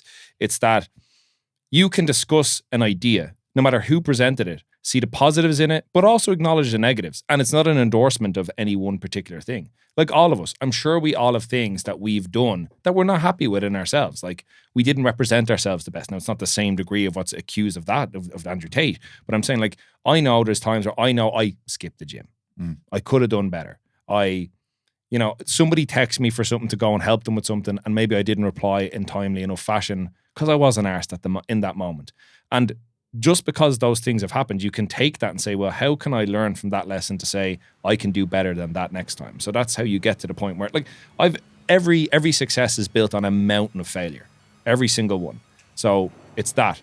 With somebody like Tate, he might say 100 stupid things that you really don't agree with, but there might be just that one little diamond in the rough. Same with Jordan Peterson. Same with anyone that, frankly, and this is a big thing, anyone that has the balls to voice their opinion on the internet and put it out there to weather the storm of somebody that's just going to attack them in a comment section, some anonymous person. Like, look, you have the security of me not knowing who you are, right? So I'm willing, and you're willing, and James is willing to sit here, talk on a microphone, talk on a camera, and talk about complex issues that can be interpreted in 1,000,001 different ways. So the real lesson is to try and interpret it in the way that it is being said, and not try to put it through the filter of exactly what you think is being said. Try to actually listen to the words and take the value from it, if there is any to you. And if there isn't, I will expect to block you. Ian, thank you so much for your time. Thank you very much. Looking forward to the next conversation, and thank you as always to Giant James behind the scenes here. Man, James.